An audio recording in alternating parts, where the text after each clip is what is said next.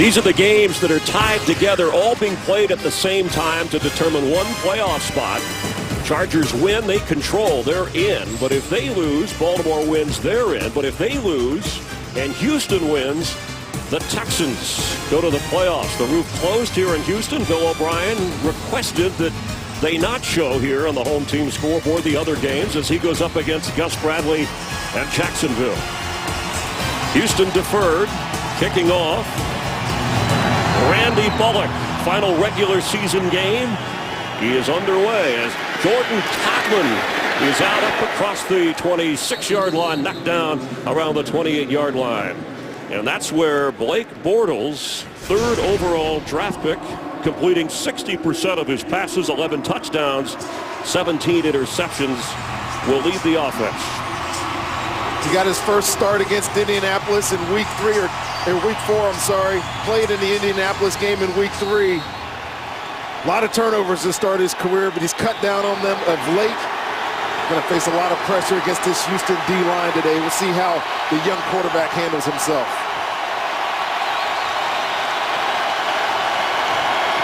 On first down, the pass, sideline caught out of bounds by Allen Hurns, the undrafted free agent. As we look at the receivers, young but developing receivers. Marquise Lee, the fastest of the group, the #1 pick from USC. And Allen Hurns has been the most impressive of those rookie receivers. He actually led the preseason in receptions, and he's continued that with Blake Bortles as his quarterback this entire year. First down pickup.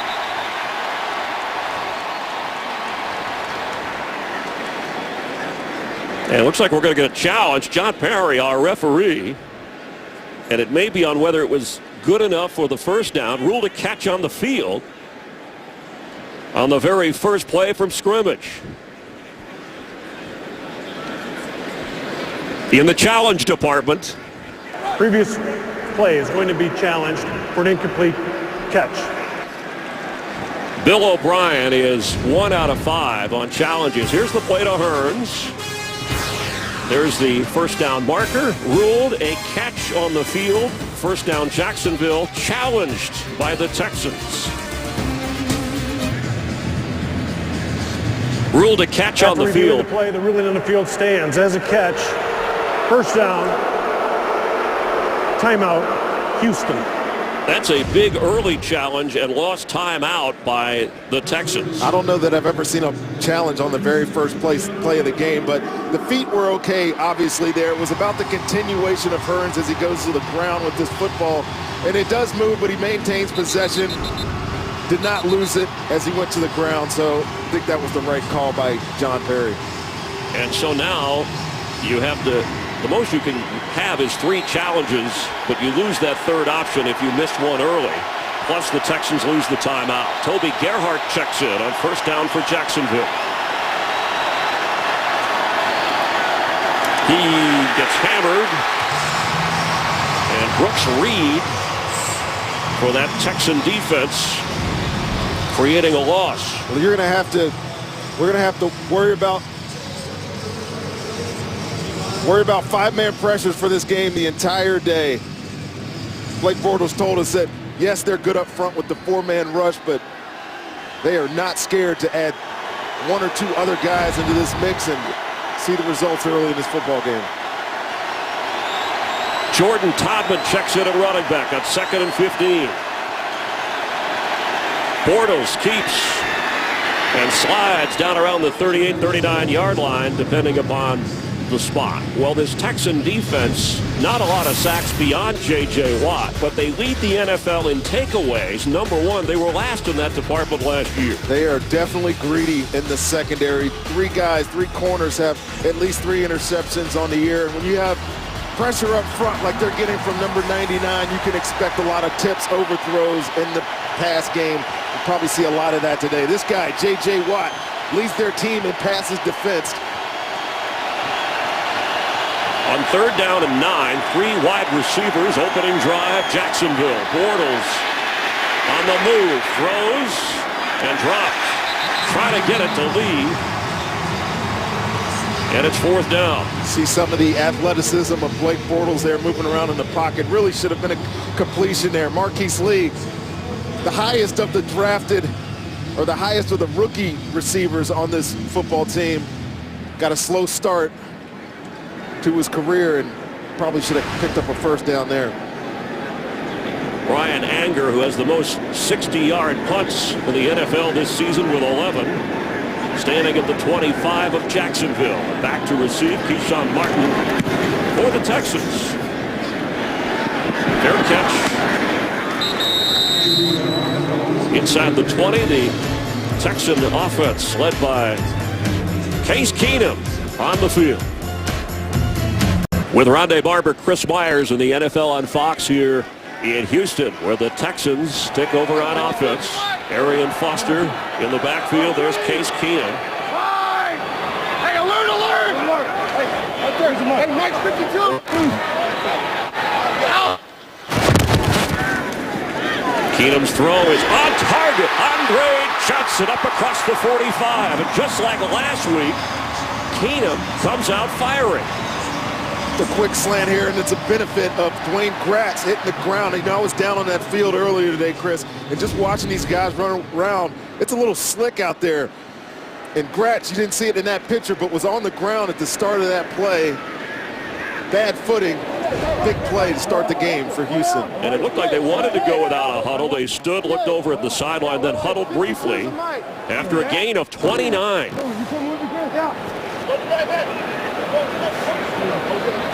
White 20! White touch!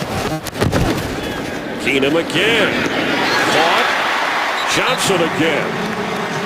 Keenum, a local hero from the University of Houston who set NCAA career passing records. He played for Art Briles, of course, now at Baylor. Kevin Sumlin, now at Texas A&M. Was 0-8 as a starter until last week, thrown into duty.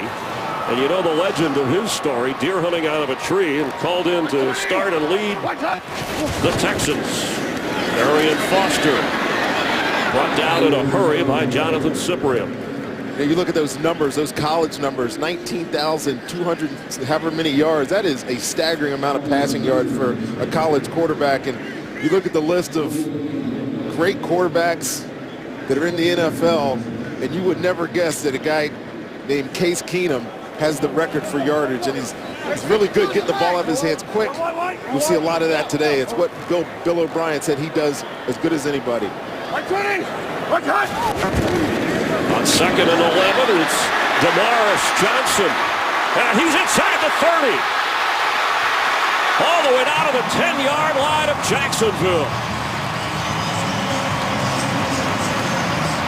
Well, they definitely came out with a plan against Jacksonville today. Their first 15 plays are all scripted. And you get Damaris Johnson on almost a direct snap, direct to the quarterback, flip it to him. And in this little shifty, it was a direct snap, Chris. He took the ball right out of the air, and the timing was perfect. He made some people miss. It's a fast start for this Houston Texans offense. Damaris Johnson gain of 34. Keenum to throw. Completes to Foster. Arian Foster with a Texan touchdown.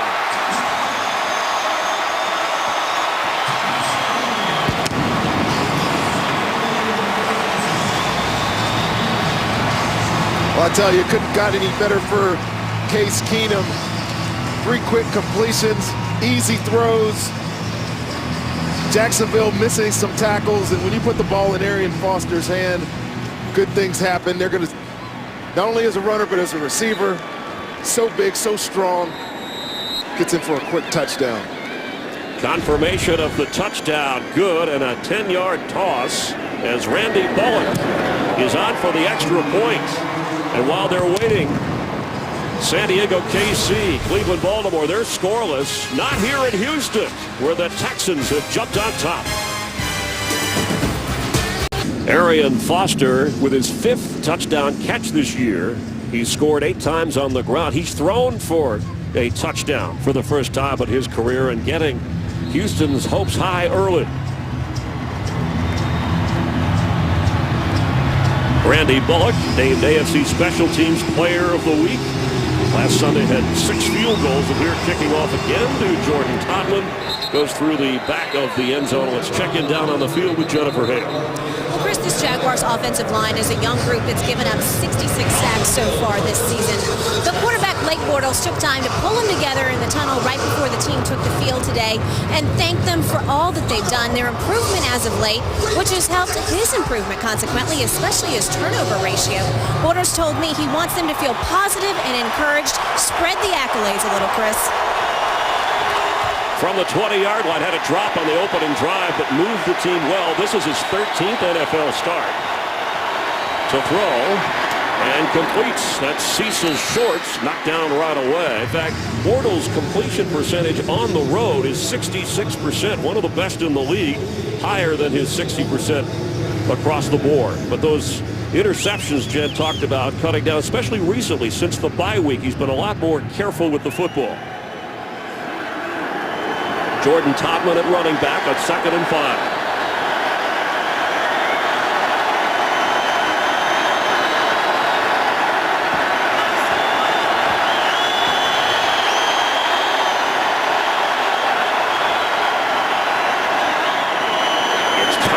Who cuts back and still going up across the 37-yard line. Let's get a game break and check in with Los Angeles. All right, the Cowboys have already won the NFC East, but they could still get the #1 seed.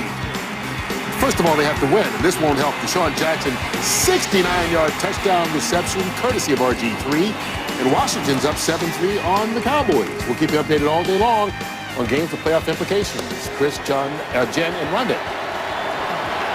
Thank you, Kurt. Cowboys already in the postseason, hoping to advance their position. Kansas City is leading San Diego early in that game. The screen set up to Todman. He ran the ball well here, pushed out of bounds around the 42-yard line. Now, are they going away from J.J. Watt, or has he just not had a chance to warm up yet? We just haven't seen him factor, but there's no doubt that he will factor. Interesting, Chris, that early in this game, you see both of these offense trying to get a hurry-up tempo going. See if they're able to maintain this throughout this game. Todman remains the back. Bortles the fake. He's in trouble. Gets away from J.J. Watt, and Bortles will keep. There's a flag down at midfield. He slides inside the 40 of Houston, averaging almost 7 yards a carry on the ground, second on the team in rushing. But let's check the flag.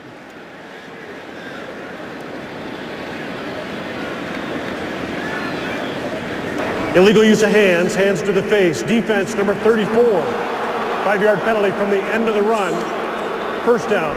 A.J. Boye called for the infraction, so count the 21-yard run for the 6'5" Blake Bortles. You know, Jacksonville loves to get him out of the pocket. But watch J.J. Watt. He had 2 sacks on Bortles the last game. He plays just like that. The Bortles, like I said earlier in this game, is athletic. He's competitive. Saw a little bit of it there.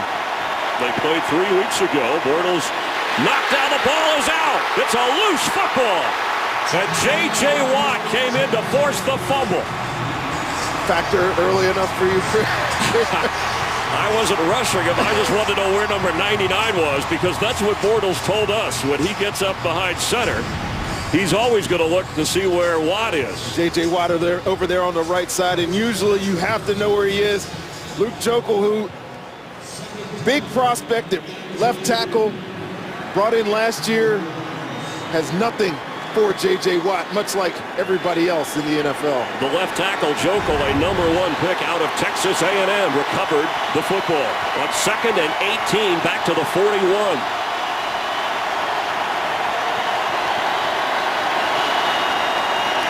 The screen, that's Todman, who gets down inside the 34-yard line and shoved out of bounds. See the applause from head coach Gus Bradley, one of those emotional, fiery guys. Despite the team's record, although Jacksonville coming off an impressive win against Tennessee, trying to win back-to-back games to close out the year, get their 4th victory of this season. Gus Bradley is the ultimate coach in terms of psychology for his football team. Wants them to play like this game is meaningful. I know they only have 3 wins on the year, but this is important as any game this season for this coach and this team. 3rd and 10, Bortles will be knocked out at the 35, and there's J.J. Watt again. Well, we know J.J. Watt is searching for another sack title, and early in this game, he's already got 2. The energy is just relentless, Chris. You watch this guy on film, you watch his highlights, and it's 1,000 miles per hour. Gets him another sack there. Already 2 sacks, 19.5 on the season. Ready to make history is J.J. Watt as Josh Scobie lines up for a 53-yard field goal try.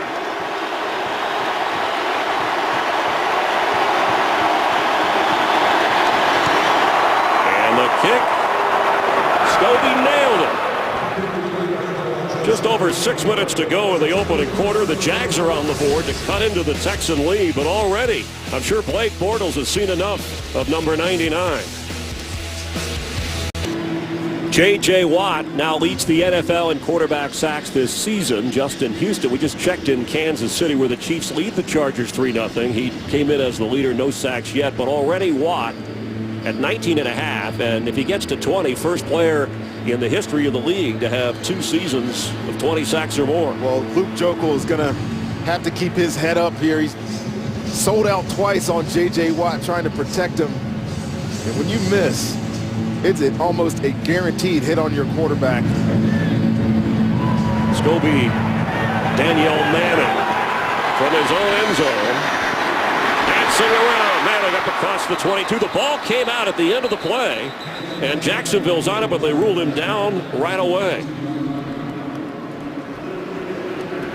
Texans, who scored on their first and only possession, will maintain possession on the Manning down and loose. Ruled down right away. Yeah, clearly ground calls that fumble. Refs were right on top of it. J.J. Watt, though, Chris, you said you're going to see a lot of them. You factor into this football game. Didn't expect it to be as quick, but he is the one-man wrecking crew on this team. More than half of this team's sacks. Arian Foster with a big hole. And Foster up to the 35-yard line. Came in averaging just under 5 yards a carry, going to the Pro Bowl once again. And on a 13-yard run, gets the Texan offense going.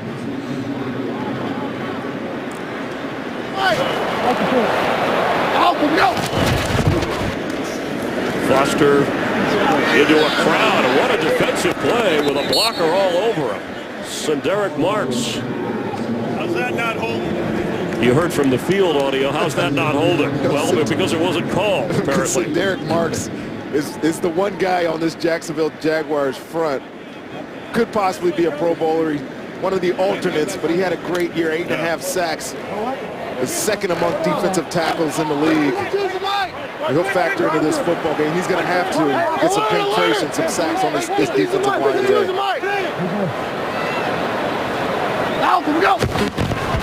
Here's a flag, and Keenum hands off to Foster. And Arian Foster up to the 43, 44-yard line. Looked like Jacksonville jumped.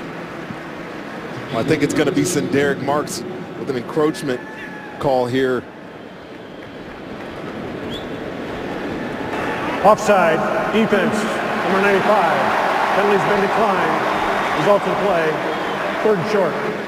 Worth mentioning that Roy Miller still out with a knee injury, an important signee for this Jacksonville team, a veteran up front. Also Chris Smith, who has 3 sacks for this Jacksonville team, is inactive today. Well, he said 95. I'm pretty sure that it was 99. But R.B. Jones is going to have to get some snaps in there for Roy Miller, as will Ziggy Hood. But much like the last time they played, this Jaguars defense is going to have to start making tackles on this running back. On 3rd and 1, Case Keenum will keep, and he can do that, sliding for the first down. Undrafted despite that prolific career, signed by the Texans as an undrafted free agent, was on the practice squad, made his first start against Kansas City. And remember, he then was cut, the Rams practice squad, and when they had the quarterback injuries, called him a couple of weeks ago and said, hey, we need you back here. Well, he doesn't have the physical skills that teams covet, but he definitely has the intangibles, and you saw it last week, seen it so far in this game as well, Chris. Son of a coach, fakes to Alfred Blue. Kanan will keep. There's a flag, and he throws out of bounds.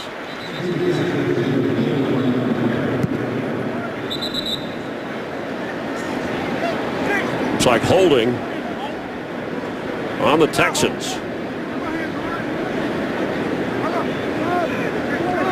Holding, offense, number 60, 10-yard penalty, replay, first down. Ben Jones, the left guard, called for the infraction. And you'll see him working here on Ziggy Hood. That's good hold. Handful, jersey, the twist is what gets the ref's attention. And now a 1st and 20. Backs him up inside the 36. Hey, we're good. Put this in my Alpha, go! Keenum from the pocket. Throws into the turf. Let's check in for another game break with Kurt Menefee. Kurt? Well, Texans fans know they need San Diego and Baltimore to lose to have a chance. DeAnthony Thomas trying to help the cause. This 18-yard run set up a field goal. Kansas City leads 3-0, and Baltimore just got stopped at the 1-yard line on 4th and goal, so they are scoreless in Cleveland. Chris, Rhonda, and Jen, we'll keep you updated. And fans across those cities rooting for those teams. Kurt keeping a close eye. Remember, San Diego got in last year on the last day with crazy circumstances. Andre Johnson, his 3rd catch of the game.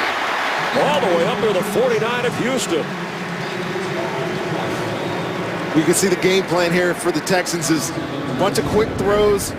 Andre Johnson, top of your screen, gets a block from his fellow receiver, DeAndre Hopkins, and when you get those pulling linemen out front and they're able to cut off a defender on the outside, it opens up a huge lane. They've done it twice already this game. A gain of 13. His 1,000th pass caught last week against Baltimore. Only got to get there faster, Marvin Harrison, over the course of his career. On 3rd down and 7. Behind and intercepted. Dwayne Gratz takes it all the way in for a Jacksonville touchdown. It was behind DeAndre Hopkins. Well, he had the matchup that he wanted. They had that bunch formation over to the right side. Jaguars are playing man-to-man defense, and DeAndre Hopkins was open, running away from Dwayne Gratz there, but the poor delivery, tips, overthrows. Biggest way for defensive backs to factor into games. This is only their 6th interception of the year, Chris, and it's a big one in this football game. That entire secondary, they're all second-year players, including Gratz from Connecticut. Randy Bullock. I should say Josh Scobie with the extra point. After the Bullock extra point, Scobie with a field goal, and now it's a 10-7 Jacksonville lead.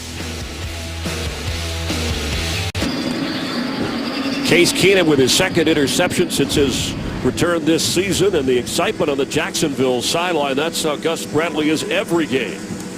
He's like that during the game. He's like that in his meetings. He's probably like that at home with his kids. We talked to us last night. We asked one question, and 5 minutes later he said, "Did you guys want to talk?"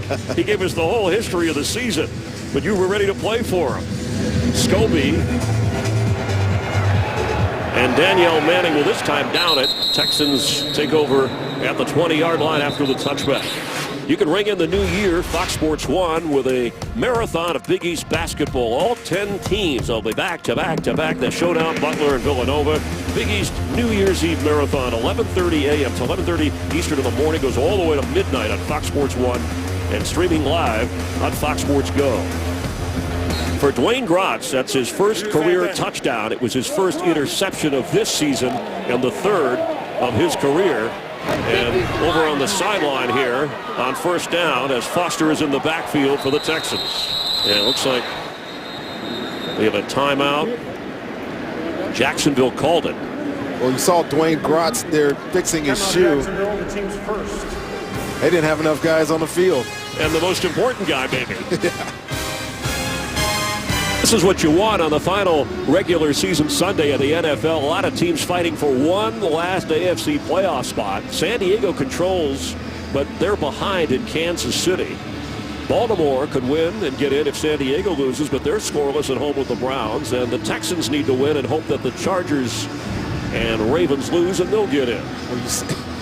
Timeout. You wonder why Cyprian's over here calling for a timeout. It's because, like we said, Dwayne Gratz was sitting on the sideline adjusting his shoe after that interception return, and they didn't get a sub in the football game. But he had the pick six, and that's something the Jags were worried about with Blake Bortles. He had four, or has four this season. Bill O'Brien's team has lived on takeaways this year, and Gus Bradley called his quarterback Bortles a guy with no fear. On first down from the 20 now. Each team with 2 timeouts remaining in the first half here. Foster hit hard, knocked down at the 23-yard line.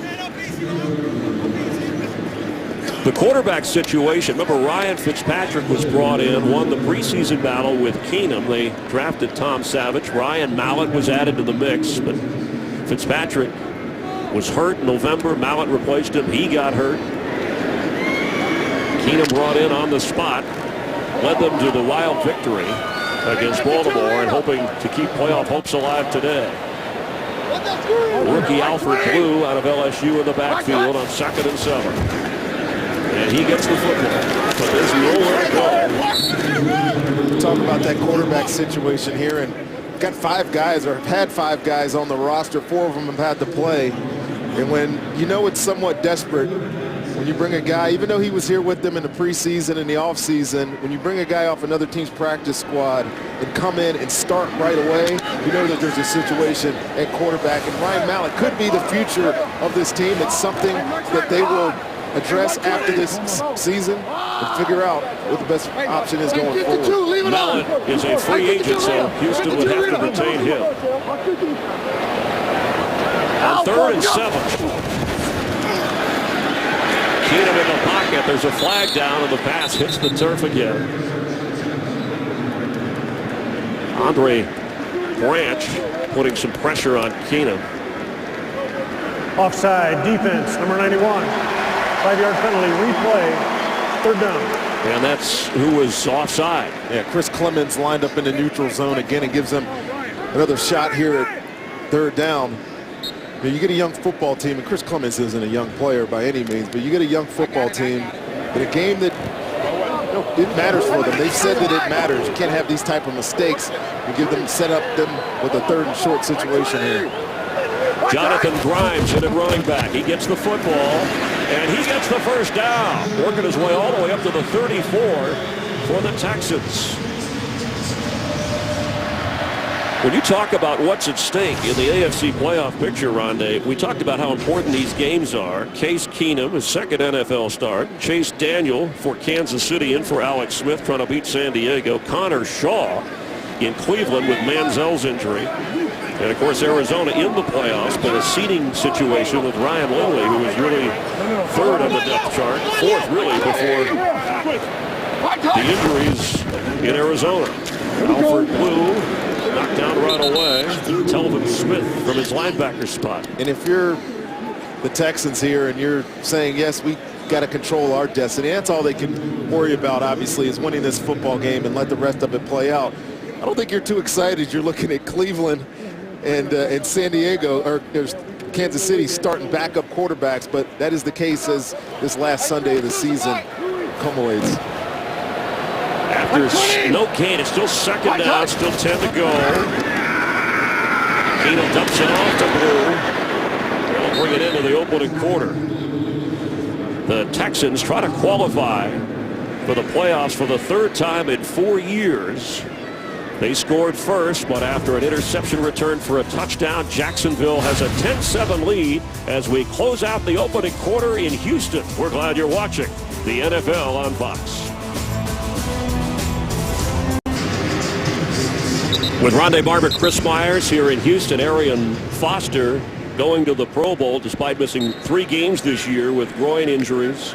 Last year missed 8 games, and over on the bench receiving some medical attention as Jonathan Grimes stays on the running back. Hey, 52 Rita. 52 Rita. Hey, let's go. Hey, 50 Larry. 50 Larry. Alpha, go. On 3rd and 4, Keenum's throw is incomplete.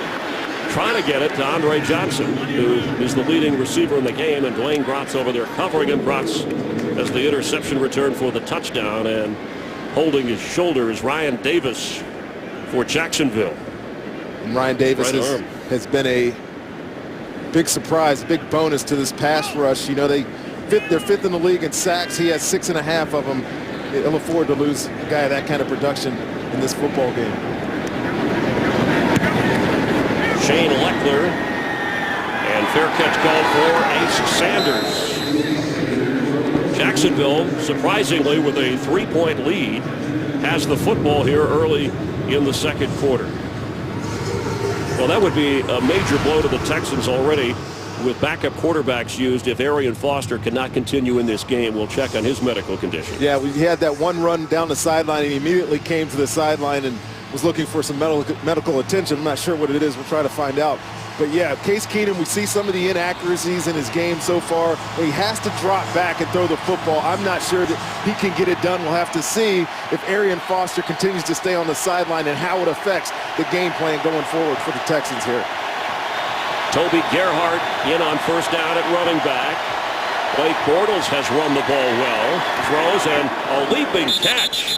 He caught the football and stayed in bounds. Cecil Shorts. We know this kid is a gunslinger. He's got a great arm. He's got a little hitch in his delivery, but the ball comes out so good. But look at that catch, man. Cecil Shorts, who's been somewhat marginalized in this offense with the emergence of the 3 young rookie receivers, with a big play there for his quarterback.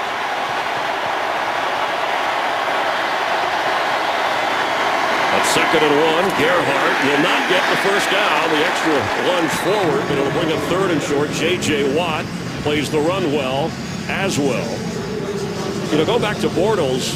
Jadeveon Clowney, the #1 overall pick, hurt early, a non-factor through the learning process and injury for the Texans. But Houston, Bill O'Brien told us they thought about drafting Blake Bortles #1 overall. They liked it. Well, how can you not? I mean, the kid is impressive. His poise and his command of his teammates, I think, is what everybody talks about. You get him in a room and you feel his confidence. I think the Jaguars got something good in this kid going forward. Bortles on 3rd down. He led Mercedes Lewis just a little bit too much. This is just a quick little double stick route to the outside. He's got to be able to make that throw, keep this drive going. And there are some growing pains that a young quarterback will go through. 13 games so far this year. Chris, you've seen the good, you've seen the bad.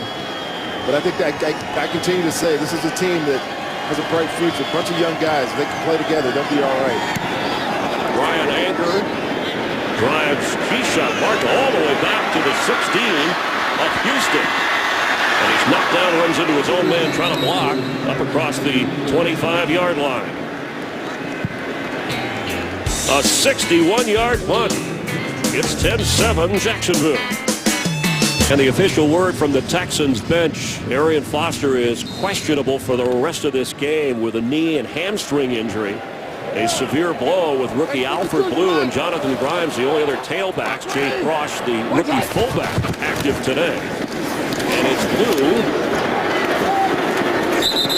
Spun out of bounds. Drafted in the 6th round. He's been the support guy for Foster his rookie season. Actually, he had 3 starts when he filled in for Foster. Against Cleveland, he had over 156 yards on 36 carries. And he's a big kid, Chris. You see the size there, the weight. Different running style. Obviously, Arian Foster is unique in his own right. He does things better than most in the league. We'll see if it affects the way this play calling comes in this football game, Chris. Keenan has it and has plenty of time. And he's going to run and slide down across the 26-yard line. Tyson Alualu was on top of Keenan.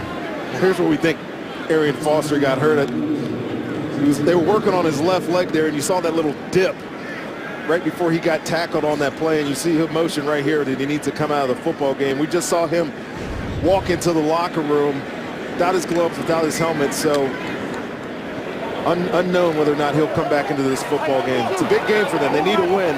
It'd be hard to do it, I think, without the services of Arian Foster. Kansas City is beating San Diego, and Baltimore scoreless with Cleveland. On third down, Keenum on the move. He'll keep and get up near the first down. Let's see if he stepped out right at the marker. We know Case Keenum can do this when he gets the opportunity to run. The pressure was there. Jacksonville brought 6 men on the blitz. He read it out and got out of the pocket. To me, it looks like he got the first down. And they did signal first down, so think if you're Bill O'Brien, you got a playoff spot hanging in the balance, at least the possibility. You got basically your 4th or 5th string quarterback, and now your rookie tailback. And we're going to get a challenge maybe. Well, everybody on that Jaguars sideline was pointing to about 2 yards short of the first down. It's where he extended the ball. We'll take a closer look. Ruled a first down. Jacksonville has challenged the previous play, challenging the dead ball spot in relationship to the line to gain. Gus Bradley has won 2 of 6 challenges this year. On the Case Keenum third down run, ruled a first down. Now watch the right foot. It's where the ball is before he goes out, so it was challenged by Jacksonville. On this picture, it clearly looks like he's short of the line to gain, and see our superimposed line there.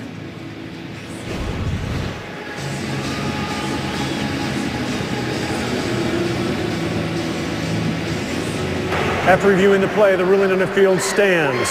Jacksonville is fired with their second team timeout. You see Gus Bradley's all fired up, but really, Chris, when we looked at a couple of looks at this, his right foot is out of bounds. It was called a first down on the field. It's hard to find enough evidence, and this is a good picture of it right here. It's hard to find enough evidence to say that that ball is definitely short of that line to gain. So I think that was the right call again by John Perry and his crew. And it has to be clear if you're going to overturn it. It's something that the league office is focusing on more and more. Alfred Blue, the fake, Keenum the throw, and open is Andre Johnson. And he's still going down to the 42 of Jacksonville. You know, Case Keenum told us if there's one guy on this team that embraced him when he came back into the building, it was Andre Johnson. He's rewarding him today with 4 catches so far, and get the little play action, draws up that underneath coverage there of the Jaguars defense. A big completion. 75 yards receiving for Johnson. And off Blue, cuts down into the 37-yard line. Andre Johnson has not had a 100-yard receiving game this season, but he holds NFL records with 20 games of 10 catches at 100 yards. At age 33, the talk of whether he'll be back or not, when you think of what a great player he's been. And the ownership here, Bob McNair said he'll retire at Texans if he has anything to say about it. Keenum's throw underneath to Blue, spun down inside the 30. Let's get a game break. Check in on the Chargers and Chiefs with Joel Platt. All right, Chris, of course the Chargers need to lose. Baltimore needs to lose for Houston to get in the playoffs. But San Diego draws within 3. It's 10-7 at Arrowhead. Chris, Rhonda, and Jim. Thank you. And the Chargers controlling their own path to the playoffs. Meanwhile, Baltimore leads 3-0 over Cleveland in the second quarter. Texans need the Ravens and Chargers to lose, and a Houston win. Pass is low and incomplete. Johnson was open. Well, this offense, you can tell, is trying to find a rhythm. Today, earlier in the game, it was all no huddle. Come to the line of scrimmage, a bunch of quick passes, a couple of screens that got them going. And we haven't seen him throw other than the one time to DeAndre Hopkins, who has really been the ace receiver this season for this team, which was the one returned for the touchdown. We have not seen Keenum go back in that direction, and he leads the team with 6 touchdown catches. On 2nd and 10, they snap to Demarcus Johnson again. And this time Jacksonville played it much better than the previous time when he picked up 34 yards. And wow, Demetrius McCray had a big hit on Demarcus Johnson there. Now this Jaguars defense, it flies around now. It's a bunch of young guys, especially in the secondary. You see 35 McCray right there. He plays this thing as good as you can and sells out. Nice play by the Jaguars defense there. Loss of 1. Rondason now back at the 30, facing third down.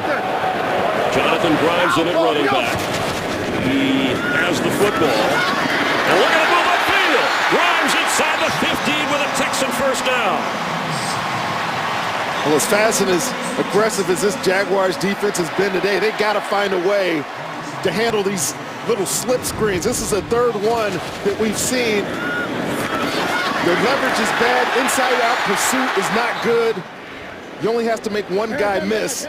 We've seen a bunch of big pickups today. Grimes briefly with Jacksonville. He was cut by the Jags, rejoined the Texans, who had signed him as an undrafted free agent. As Blue gets down inside the 11-yard line. You know, John McClain, the great Hall of Fame writer here in Houston, who has seen many Houston teams over the years, called last week's coaching job one of the best he's ever seen from a Texan team. Bill O'Brien had to use Case Keenum almost like a point guard as he came into the game. And they were able to upset a very hot Baltimore Ravens team. And now he's going to have to do some more of that without Arian Foster, who's questionable the remainder of this game. 4 wide receivers with Blue in the backfield. Hopkins in motion. Hopkins the catch.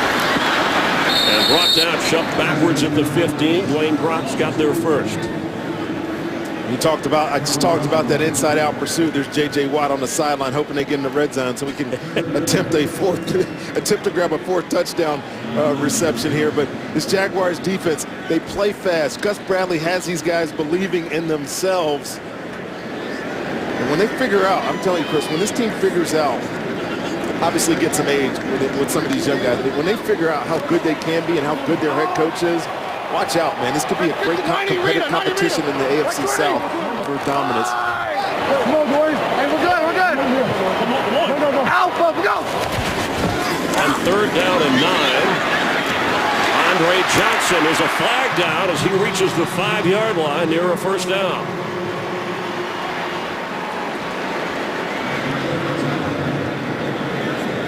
Johnson with 4 catches already.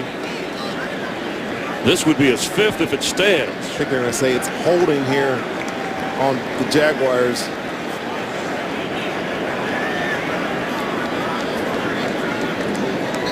The catch left him short of the first down, depending where they spotted it. But let's check the penalty. Illegal use of hands. Hands to the face. Defense, number 35. 5 yards from the previous spot. Automatic first down. On Demetrius McRae, who had the tough hit moments ago on Damaris Johnson. So they'll take the penalty and the first down. Puts them at the 9-yard line.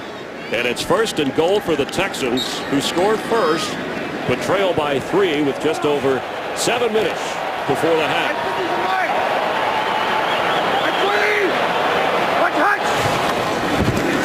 Andre Johnson with catch. All the way down inside the 1. At age 33, still moving and motoring. How many of these wide receiver, running back screens are we going to see from this team today? Without a huddle. Keenan has it for Andre Johnson, a little high. He was wide open. They got the exact look that they wanted. They got Andre Johnson lost in the mix right there, and he came out on that run fake. There's nobody accounting for him. Case Keenum should have pulled this trigger a little bit sooner. Made his throw a little bit easier. Even at 6'3", Johnson couldn't grab that. And Keenan knows he missed a touchdown opportunity. Tyson Clabo comes in as the extra lineman here. And Alfred Blue is the back.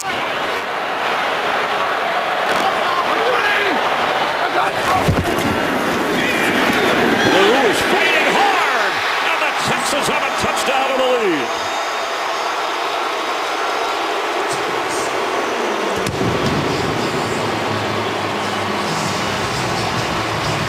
Real nice pacing drive there by the Texans. See the strength of this quarterback, Case Keenum, on that drive. The quick throws, quick decisions. We have an injured player in the end zone, a member of the Jacksonville defense. Derek Marks is there down on the ground, and right after this play, ripped his helmet off. We certainly hope that he is all right, and we'll take another look at the second rushing touchdown in the career of Alfred Blue. Great push up front there, Chris, and you watch this left side of this offensive line following his fullback. Really no Jaguar touches him until he gets into the end zone. It's an easy couple of steps in for the second touchdown of the day. A 74-yard drive, and they have the lead. So Derek Marks able to walk over to the sideline. He's been one of the top defensive players for Jacksonville since coming over from the Tennessee Titans, and headed to the locker room. It'll be a major blow to this defense. They have 43 sacks, including one today, which ranks them in the top 5. And Blue, the rookie, who has stepped in before this season, obviously during the year, for Foster, finding the end zone and pending the extra point, Texans will have a 4-point lead. Randy Bullock on to do that. Kansas City is leading San Diego 10-7 second quarter. Baltimore leads Cleveland 3-0 with 3 minutes to go in the second as well. An impressive drive. Keenum and Blue, names you didn't think you'd hear. J.J. Watt cheering him on. Well, the Texans. I want to see you dance, Chris. It's our promo. I'm going to do the J.J. Watt dance. You're a big fan of DJ Snake. Yes. I think that's my attorney's name. As the Texans kick off with a 4-point lead, and Jordan Todman will down it in the end zone. We're watching Blake Bortles today, who was the first quarterback drafted 3rd overall. And you've had a chance, Rondé, to see in person call games of Teddy Bridgewater and Derek Carr. Johnny Manziel has fizzled. Zach Mettenberger got hurt. Who jumps out? Derek Carr jumps out at me. We had a chance to do the game against San Francisco where they won. These two guys, Derek and Blake, communicate still. Obviously, Teddy Bridgewater, highly hyped, supposedly the most prepared guy, but Blake Bortles, I think, there's a reason he went ahead of all those guys. He's got the biggest arm and biggest upside, I think. And on the move to Todman, who drops down at the 24-yard line. During the last time out, Gus Bradley, he was upset about the challenge, and it was a close call because it was 3rd down. Had Case Keenum's run not been ruled a first down right at the marker, that drive wouldn't have continued. An impressive drive by the Texans. Each coach has lost a challenge, so they only have one more, and each team with 2 timeouts remaining in the half. Make that 1 for Jacksonville. Marquise Lee had a drop earlier, gets up near the 28-yard line. And the Jags, with the clock running, time of possession is favored Houston. Of course, Houston runs the ball more than anybody in the NFL. Well, Jacksonville needs to convert a 3rd down. They're 0 for so far in the game.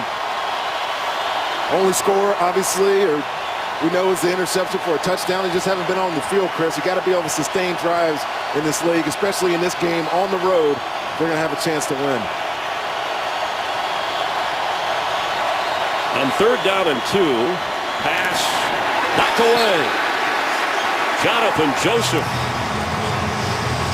He's lucky this ball isn't going the other way for a touchdown.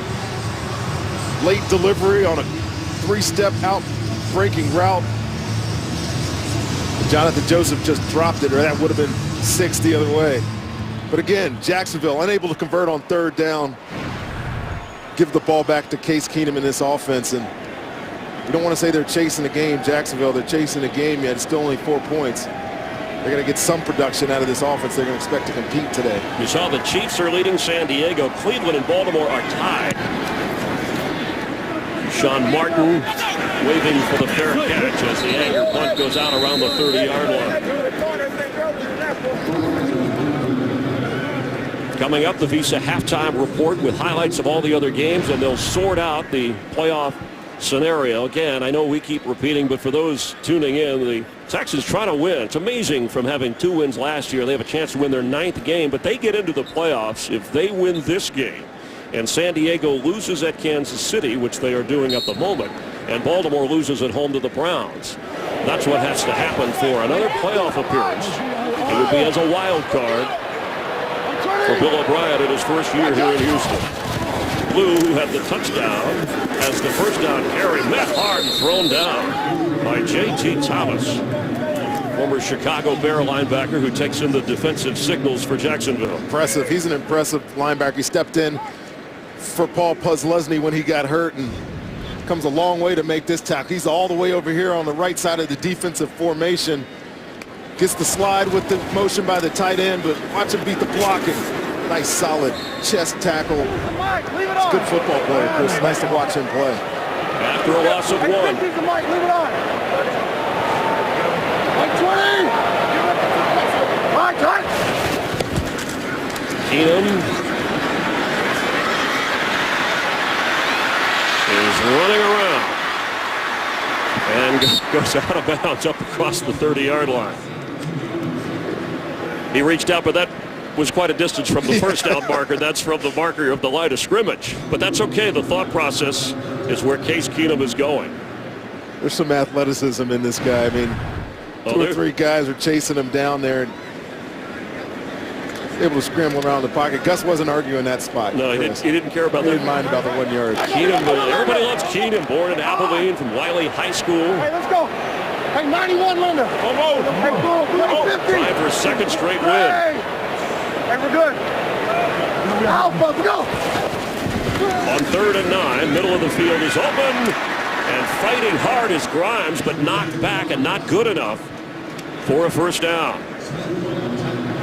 And again, this is a situation where last week they used kind of a wildcat, or wildcatter as they call it here, with Arian Foster playing some quarterback and mixing things up to throw off the defense, but limited with, if you tuned in a little bit late, the knee and hamstring injury to Foster that has knocked him out of this game for now.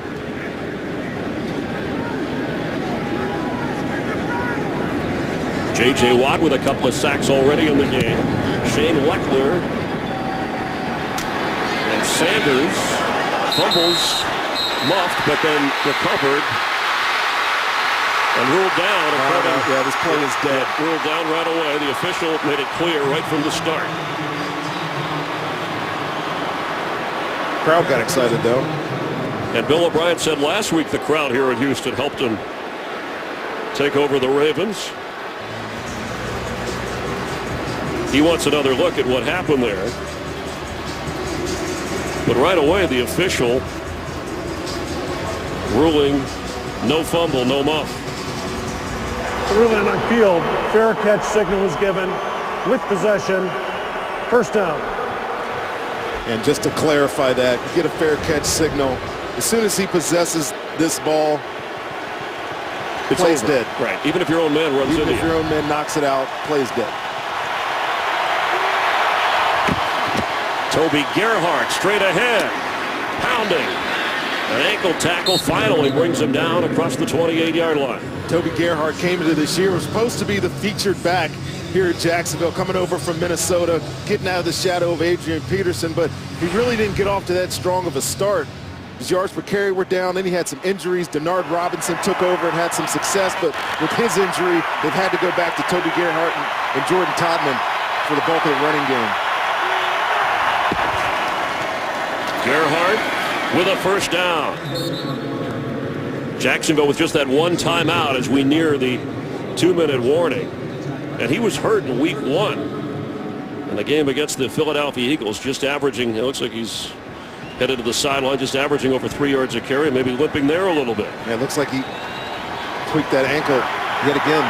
Allen Hurns headed to the locker room, the receiver for Jacksonville a bit early. Todman in at running back, and Bortles is going to go down. Looked like the ball came out at the end of the play, but Whitney Merciless sacked him at the 30 and ruled down right away as we have reached the 2-minute warning. Give Merciless credit for his 5th sack. The Texans with the lead and the playoffs hanging in the distance. Follow your favorite team all season long. Go to itunes.com/NFL. I tell you what, Chris, the Jaguars are going to have to find a way to get the ball out of this guy's hands quickly. They bring 6 here, and Romeo Cornell knows it. They help the pass rush by bringing a lot of pressure. J.J. Watt can do it on his own. Everybody else helps with the other guys inserting. There's just nowhere for him to throw that ball, and it's another sack these Jaguars offense. Bortles almost intercepted. It was behind, and Jonathan Joseph nearly had another pick. There's a flag down as well. Cecil Short's the target. Illegal use of hands to the face, defense. Number 50, 5-yard penalty and an automatic first down. Akeem Dent called for the infraction away from the play we just witnessed, but it'll give a first down to Jacksonville. Akeem Dent is up here on your screen, and again, Romeo Crennel calling a cross blitz in there, and his hand right up into the face of the sitter, Bowenko. They're calling it every time. It's an emphasis in the league this year. Any hands in the face, offense or defense, is going to be a foul. From the 35, trailing by 4. Bortles on the move and throws to Shorts, who makes the catch out of bounds. Let's get an injury update with Jennifer Hale. Well, Chris, and Derek Marks is back in the Jacksonville locker room where trainers are running tests on his right knee. He is questionable to return. Teammates, though, were encouraged that he walked back there on his own power. They were asking him, begging him to come back. Meanwhile, over here on the Texans sideline, Danielle Manning has now returned. He was back in the locker room getting his hamstring worked on. He battled it really all this quarter. No helmet, though, so we'll see if he comes back in the game, Chris. And Arian Foster out since the opening quarter, questionable with a knee and hamstring. Bortles, the ball is tipped and never made it to the receiver, only on a bounce. Blake Bortles, you mentioned the pressure. He's been sacked 53 times this year, and the pressure coming up front. You see Jarrett Crick here get his hands up. You know, J.J. Watt gets a lot of credit for doing this, but it's all these guys. You watch them in practice, and every time the ball's getting ready to come out of the quarterback's hands, if they're not affecting the quarterback on his delivery, they're affecting it by getting in his throwing lane. You saw it right there.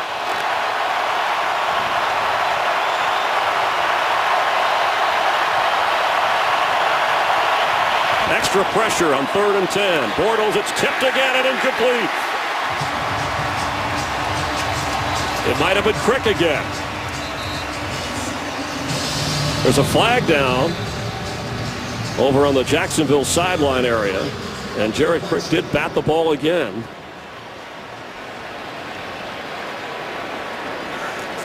Well, they're trying to determine if this infraction on the back end of this play is going to be nullified because of the tip ball. And you see Bill O'Brien there saying it was a tip ball, but the flag went out as I was watching. The flag went out before the tip.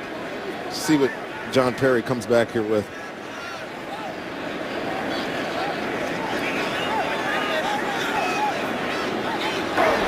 Illegal contact, defense. Number 34, 5-yard penalty, automatic first down. That's a major tipping point here because it would have been 4th down. That gives him a first down. A.J. Boye at the top of your screen, and I mean, it really could have gone uncalled. I mean, it was contact by both guys, but again, the flag did come out before that ball was tipped. And you saw they conferred and got it right on their end. On first down, Bortles and knocked away. Trying to go to Marquise Lee. Brooks Reed was in the area, might have come up with the interception. Yeah, they blitz, and then Brooks Reed, who was the outside linebacker rush guy for this team, drops into coverage. See J.J. Watt trying to affect the ball, but that hits him right in the hands. Jacksonville, they're going to play a tough game here if they're going to try to drop back and throw the ball all day long with Blake Bortles. I know he's a gunslinger, but his front is too good for him to be able to sustain this kind of pressure. Bortles is on the move. Floats one and caught. Plenty of running room for Ace Sanders, who has a first down, and wisely out of bounds. Jacksonville just has that one timeout.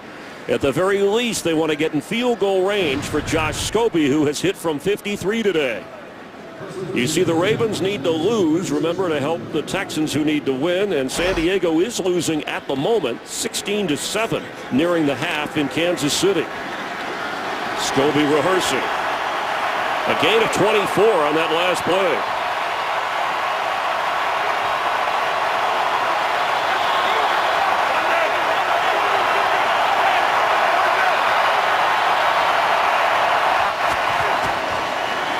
Bortles has time, middle of the field, and on target for a catch again by Sanders. And that's a first down and a flag down, holding Jacksonville. So come back. Holding, offense, number 70. 10-yard penalty, replay, first down. Rookie center from Virginia called for the infraction. This Jacksonville team is the youngest team in the NFL. Their average age on the roster just over 25 years of age. Right in the middle of your screen there.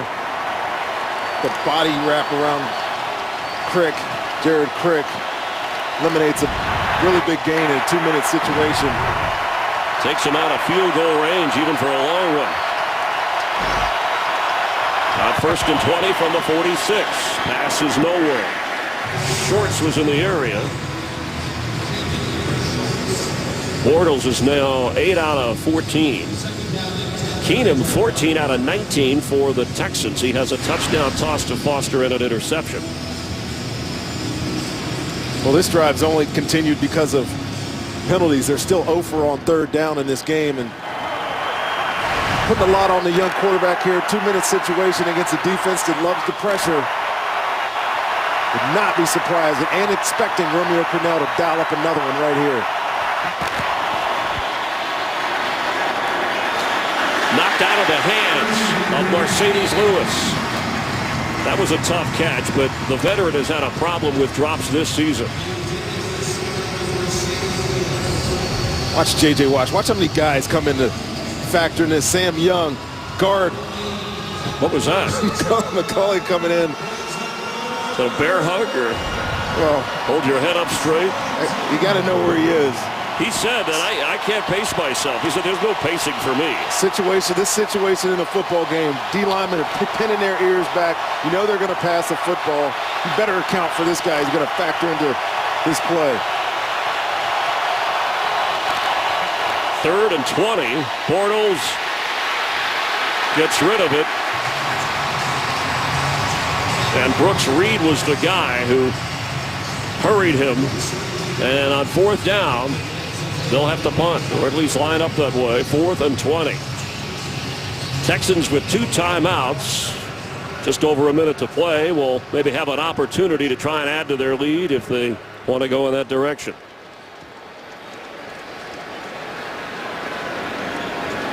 Anger back to punt. Keyshawn Martin standing inside the Houston 10.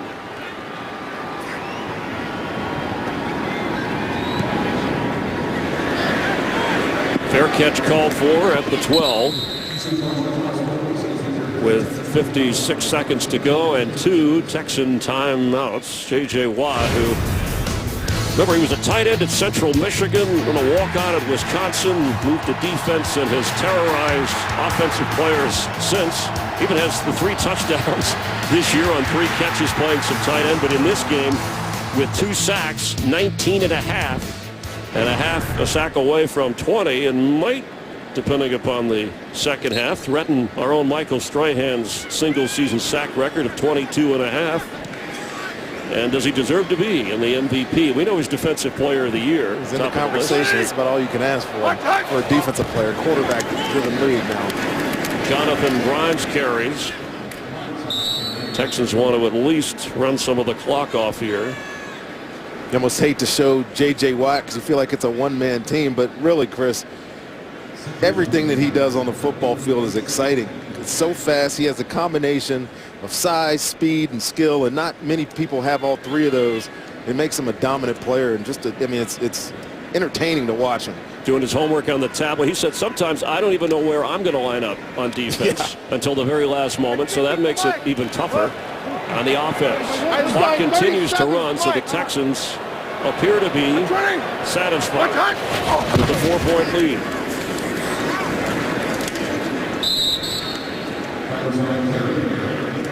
And Houston, they're doing their part at the moment. San Diego is losing. And Baltimore is tied in the bigger playoff picture. 1 AFC playoff spot left, and the Texans hope they get that chance to move into the postseason. They'll get the football to start the second half. The Visa Halftime Report coming up with all the highlights and scores. Terry, Howie, Michael, Jimmy, and Kurt Menefee. We're glad you're watching the NFL on Fox. Texans playoff hopes alive. We'll go over that scenario as they lead, getting ready for the start of the third quarter. Jacksonville kicking off to Houston. And today's excitement brought to you by Nissan. J.J. Watt with 2 sacks and a forced fumble in a battle for the sack lead this season. Justin Houston of Kansas City also with 2 sacks today. So he's got 20. Watt has 19 and a half up to date. But we will watch him closely, as will Blake Bortles and the Jags in the second half. Things falling into place for Houston and their playoff possibilities. The Chargers are losing in Kansas City. Baltimore is tied at the moment. They need to lose against Cleveland. And the Texans need to win to go to the playoffs. The start of the second half. Scobie drives this for Damaris Johnson, and it bounces through. Touchback at the 20-yard line. Well, despite the injury to Arian Foster early in the game, Case Keenum trying to create a little Christmas magic for the second week in a row for the Texans and get them into the playoffs, or at least have them finish 9-7. What do they have to do to hold on to this lead, Ronnie, in the second half? Well, first thing they got to do is not look at the scoreboard and see the results of those other 2 football games. They got business to handle here, and Jacksonville's going to give them a test, especially on defense. They have some players. They have to be able to get control of the tempo of this game. Case Keenum's been doing it with his arm. Be interesting, Chris, to see if they can do it without the services of Arian Foster the rest of this game. Jonathan Grimes in. Alfred Blue has also played in his spot and going deep down the sideline. Incomplete for Andre Johnson.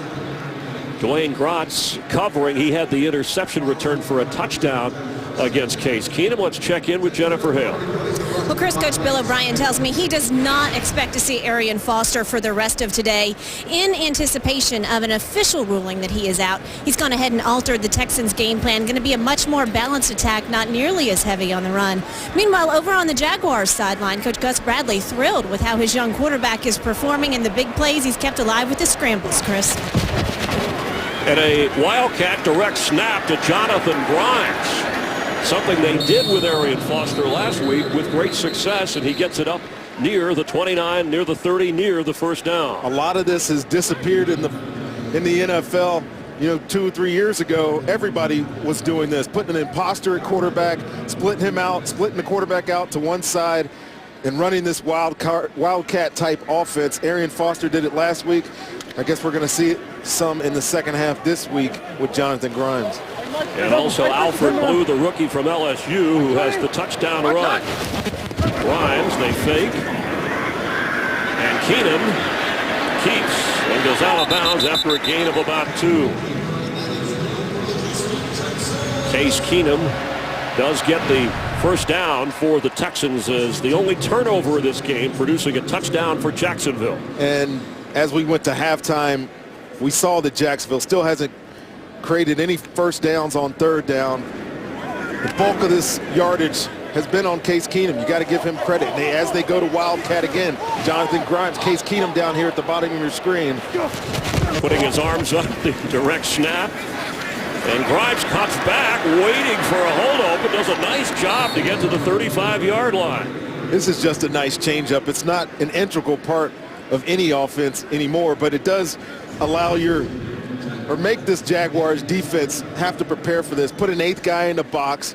Corners have to get involved. They get off and inside. And Jaguars actually do a pretty good job keeping this thing contained. That's their wildcatter. That's a person who drills exploratory wells in areas that are not known as oil fields. Kind of a risky investor. Not a risky play when you're on your backup running back. Only you know that, Chris. Well, you got to cover everything when you're in Houston. And Grimes, they fake. Keenum in trouble. Steps up and goes down at the 30. Geno Hayes, former Florida State Seminole and Tampa Bay and Chicago Bear, in on the play. Wanted to mention about Grimes because he was originally signed as an undrafted free agent, went to William & Mary by the Texans, and briefly he was cut. Then Jacksonville had him late in 2012, cut in 13, and then rejoined the Texans after that. And who would think that now he's helping Case Keenum carry the load here as they try and get into the playoffs. Hey, 50. We're good. 52 minutes. Alpha, we go. On third down and 12, It's batted in the air and incomplete. Andre Branch battling a groin injury, coming up big on that play to force a 4th down.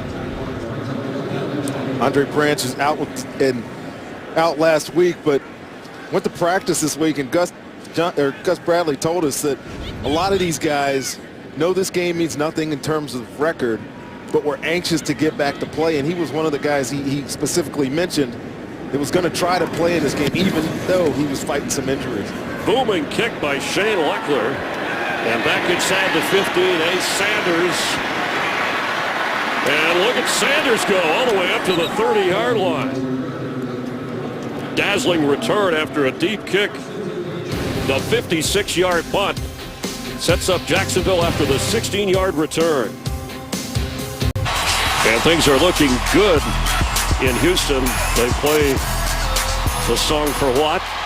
He dances between plays. He puts pressure on quarterbacks from the 30-yard line.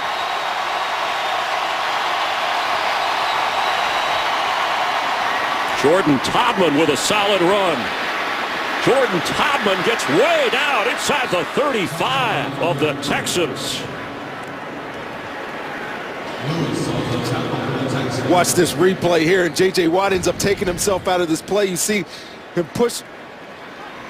Good block there by the guard or by the tackle, and Todman, who getting a lot of play with Toby Gerhart on the sideline. It's a nice lane created there by Sam Young. Big rush. Bortles was the leading rusher in the game until Todman took over. Gerhart has played sparingly today, just like he has all season. Well, Jordan Todman had the explosive run, the 62-yard run last week in their victory. Hasn't been getting many touches. Mentioned earlier that Denard Robinson was the featured back here before he got hurt, and then turned it over to Toby Gerhart. But with him out, you see a lot more ball handing off to this guy, Jordan Todman. Allen Hurns, their leading receiver with 6 touchdowns, has an ankle injury, and he's questionable. On 2nd down, 8.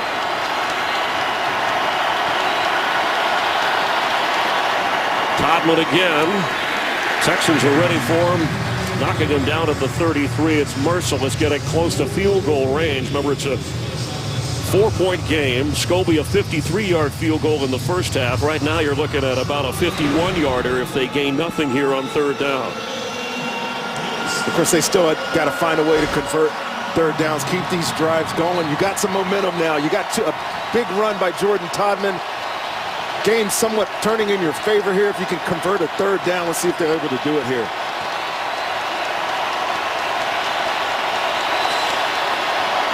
Bortles' throw is knocked away. Cecil Shorts wasn't even looking at him. He was blocking the defensive back. That was just really good coverage by Boyer there.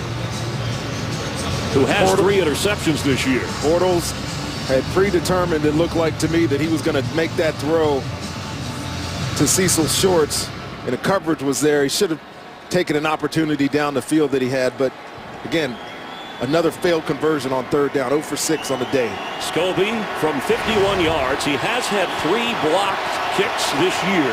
Has made from 53 today.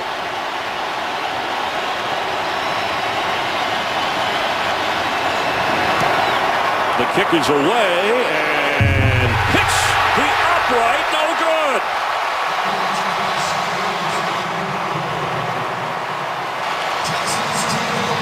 The Texans will keep the 4-point lead for the moment. A good sound for Houston.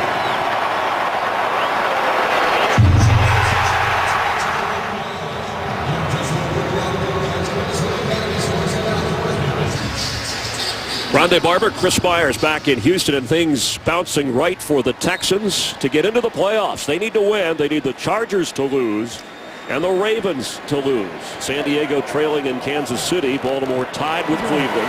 And the Texans take over with good field position at a 4-point lead.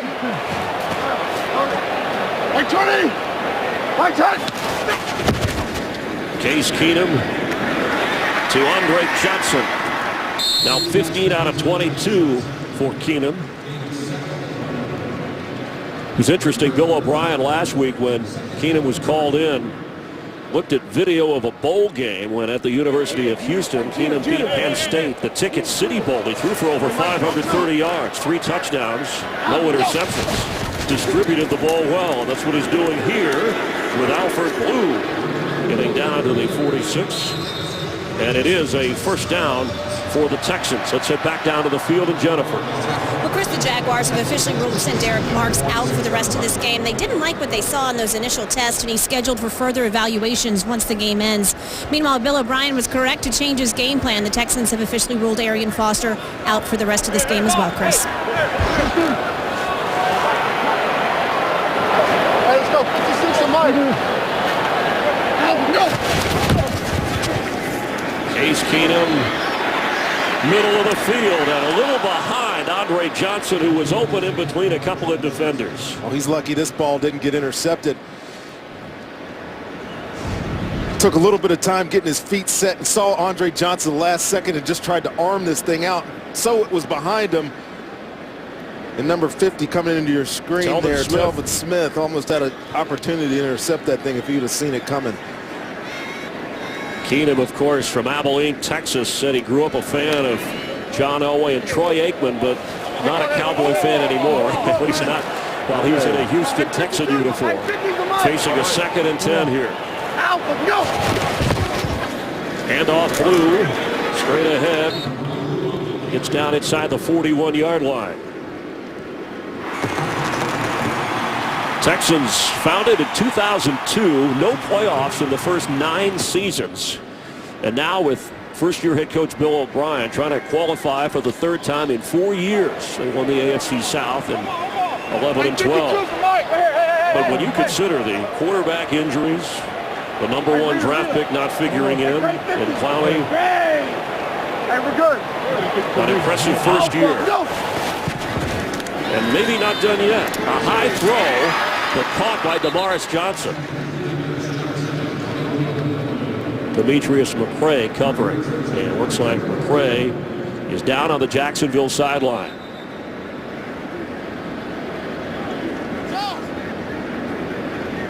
Alan Hearn's questionable. Marks is out. Foster is out of this game. It's been a physical battle between these rivals in the AFC South. Well, he's the one making this tackle here on Demarcus Johnson. I guarantee you, Chris, he just got the wind knocked out of him. He lands right on his chest. And I from experience, it feels like the end of the world when you get that much weight on your gut. Good to see you. Nothing left.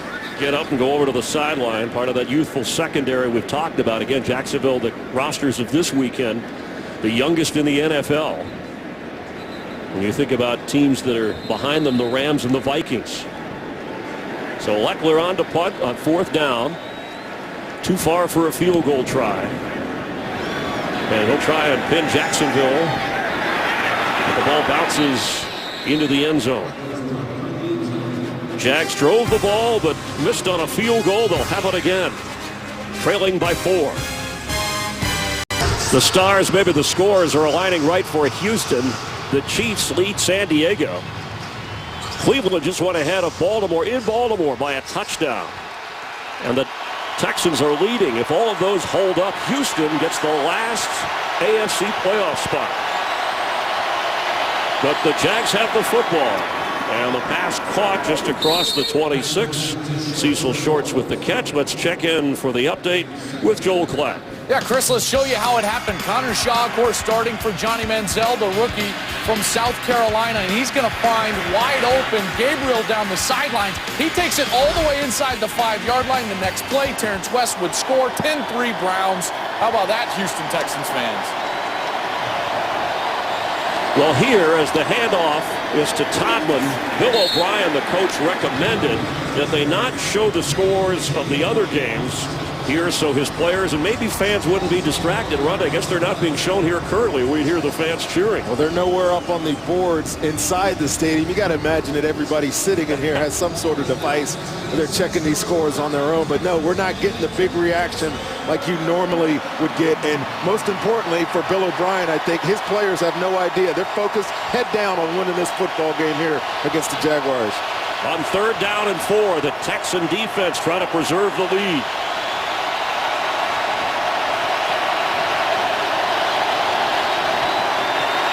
Bortles for Lee, and he dropped it. Here comes a flag late. It was after the drop. Looks like we're going to have a shove. Now I think this is going to be a pick on that route by Marquise Lee, and 0 for 7 now on 3rd down. Bradley encouraging Lee. You know, Marquise Lee was one of those guys. He is the highest drafted of these young guys. And Gus Bradley told me he's the one guy that was dealing adversely Pass with interference offense, number 84. Penalties declined. Result of the play, 4th down. He was the one that was struggling most getting acclimated to the NFL. And watch number 84 here, Cecil Shorts, just trying to. You get a yard to do that. It wouldn't have mattered if he had caught it if there was the penalty. So on 4th down, anchored a punt. Keyshawn Martin lost it for a moment, but has it now. And slips across the 21-yard line on a natural grass trying to get upfield. The Texans lead 14-10. Playoff hopes alive and kicking, and they have the football. Bill O'Brien may not want his players to be aware of scores of the other games that have to fall in place, but the fans are aware that are here in attendance. Texans win with help, and they're in. On 1st down, Keenum is going to go down. Chris Clemens. A bear hug sack and dirt left on the helmet of Keenum. There's a flag down. And there's one at the 29. Holding, defense, number 22. 5-yard penalty, automatic, 1st down. That will negate the sack as Aaron Colvin called for the infraction. See him down here in the slot, and as Demarcus Johnson goes by, he can't do anything but grab him and fling him to the ground. They're very high on this kid, Aaron Colvin. He missed much of the preseason and the first part of the season with an injury. They think he's the future corner and nickel for this franchise. Hey, let's go. Hey, go Springer. I know, like, go 62. He's the man. Come on, go 62. All right. Alpha, go. Keenum fires for the sideline and incomplete for DeAndre Hopkins, who only has 1 catch, and that's the 4th target in his direction. Well, you see the Jaguars being real aggressive on defense here. You mentioned it numerous times how young they are in the secondary, but they know that they need to play an 8-man box here. They have to have all their corners on the line of scrimmage, take away some of these quick throws, and Case Keenum forcing him to make some checks at the line of scrimmage and take shots. And he just missed on one right there. 3 receivers with Alfred Blue the back. On 2nd down 10. Ollie. 20. Blue has it.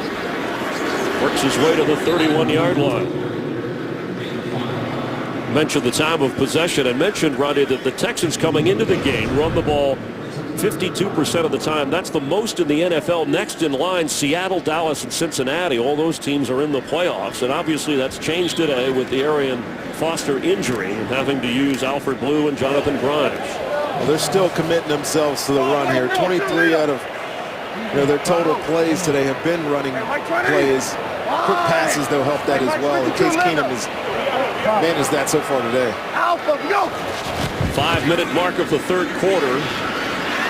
A lot of time, and Keenum loses the football. Stood around in the pocket, and Ryan Davis comes out of there with it for Jacksonville. A costly turnover, the 2nd for Keenum in this game. Exciting. Gus Bradley and the Jacksonville sideline. He had plenty of time to throw this football. Should have got it right away to the flat to Demarcus Johnson right there, but he tries to hold it. Ryan Davis, who ends up with the fumble recovery, I think is going to get credited with this sack. He pulled it out of his hands as he went by. Chris Clemens forced that fumble, and that is a franchise record for this Jacksonville defense, as they are already in field goal range. Bortles pass. It's an option throw. Cecil Shorts for Todman. Touchdown. What a great call. Right after the turnover. You know, the Houston Texans defense is kind of reeling. Sudden change. They jump right back onto the field. And instead of running something conventional, you go into the very bottom of your bag, your tricks. And you'll see Jordan Todman right here in the backfield. See him sneaking out. Pass was a lateral behind the line of scrimmage, and just nobody on the Texans defense cared to pay attention to Jordan Todman. It's an easy throw. And it had to be a lateral behind the line of scrimmage going backwards so that the forward pass by Shorts could get to Todman. Reviewed and good all the way around. The extra point, and Jacksonville, after a second turnover, produces a touchdown and leads the Texans here in Houston. Jordan Todman hauls in the Cecil Shorts touchdown pass for Shorts. His first touchdown pass. He did complete an 80-yard pass earlier this season. The two discussing things. And Jacksonville's defense has set up its offense, scoring on a pick six and then off the fumble here, the touchdown toss. Well, it's just an amazing call, Chris, by Jed Fish. At this point in the game and momentum, you talk about it all the time. Get a stop or turnover on defense. No better way to capitalize that than digging deep into your bag of tricks, and they got one. And as we go back and look at this thing, you know, there's an old saying, see a little, see a lot, see nothing. Watch Brian Cushing here try to follow this play as it goes to the other side, and he clearly has Jordan Todman here. You realize it much too late. That's an easy throw for the Jaguars touchdown. And adds a little drama in Kansas City. Chiefs fans are hoping this score holds because they would get in. They're the fourth. Remember, we have 4 teams for the last available AFC playoff spot over 3 games, but only one gets in.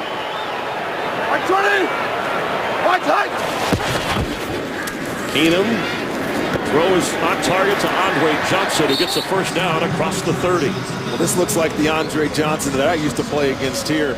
Being targeted, you know, some of his numbers, the dip in his numbers this year have been because of the play at quarterback here in Houston. But today, he is by far the primary target. 7 catches now for over 100 yards, his first one of the season. And his 6th career 100-yard game against Jacksonville. Let's go 63. Hey, put on. 63, I'm on the back.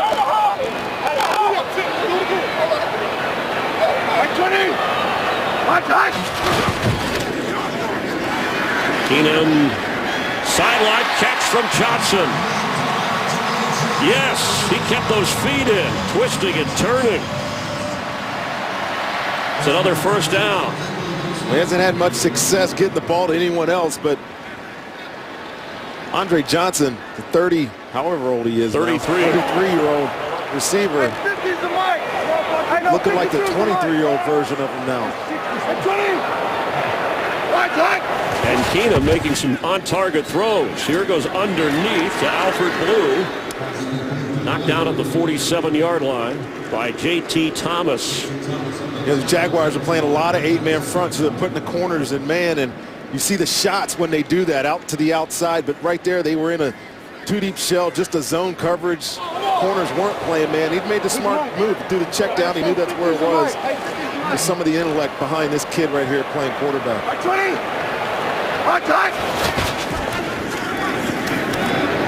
Incomplete for Hopkins on that sideline, and Dwayne Grotz over there. And just updating the scores, we're almost in the 4th quarter. The Chiefs lead San Diego 19-7. Chase Daniel starting at quarterback there. Connor Shaw has the Browns ahead of the Ravens in Baltimore as they're 34 seconds away from the 4th quarter. And the Texans now trailing by 3. Hey, 52, Linda.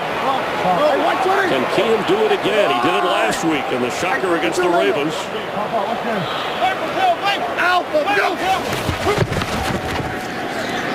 Middle of the field is open. Ryan Griffin, the tight end. with his first catch of the game and first down. Well, to me, he seems real comfortable running this no huddle, kind of on the line of scrimmage, making your play call, identifying what the Jaguars are showing him on defense. You know, for a guy that's been in the building 2 weeks, and I know he had the preseason, he had all that playbook stuff, but a guy that's been back in this building for 2 weeks, to be able to run this is pretty impressive right now to me, Chris. Let's go. Hey, Dixie. Hey, right here. Hey, you need to choose the mic. Quick, right here. Out, go. Handoff Blue on a delay. He's trying to work through the crowd there and gets down to the 36-yard line. You know, to the point I was just making, he said he had to be real patient with the playbook. You know, you come in, it's obviously not what he was, and since they're St. Louis, I'm sure he confused him some terminology, admitted as much. But a week into this deal, back at starting quarterback here, he's doing pretty well for himself. He's set to throw and has Blue for a first down. And obviously this rhythm he's getting is good for the Houston Texans. Now they come back and win this football game. And I asked Coach if they were ready for the playoffs, if they prepare for the playoffs. This is going to be your starting quarterback here for the Houston Texans, and they get in the playoffs. So this is encouraging to me that he's able to run this offense this efficiently. The turnovers have hurt. Other than that, he has commanded the offense rather well today. 5 of 6 on this drive. And Alfred Blue brought down at the 25. Jacksonville hasn't gotten a lot from its offense today. We had the trick play for the touchdown, but the defense has battled as if it were playing for a playoff spot. Yeah, they've got nothing really out of their offense. They only had 102 yards at halftime. Blake Bortles has only thrown for 75 yards on the day, but Gus Bradley is one of those coaches that knows that defense wins for him, and it's been the one consistent on their team all year is how their defense is played.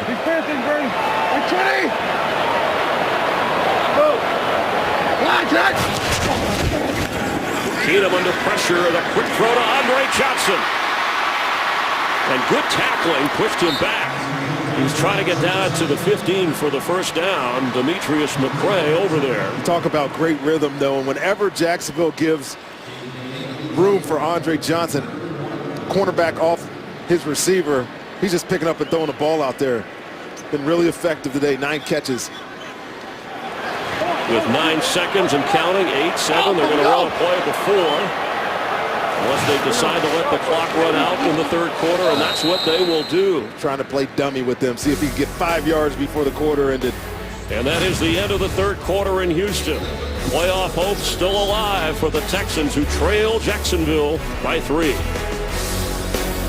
With Ronde Barber, Chris Myers, our NFL on Fox crew, the drama building for the last spot in the AFC playoff picture.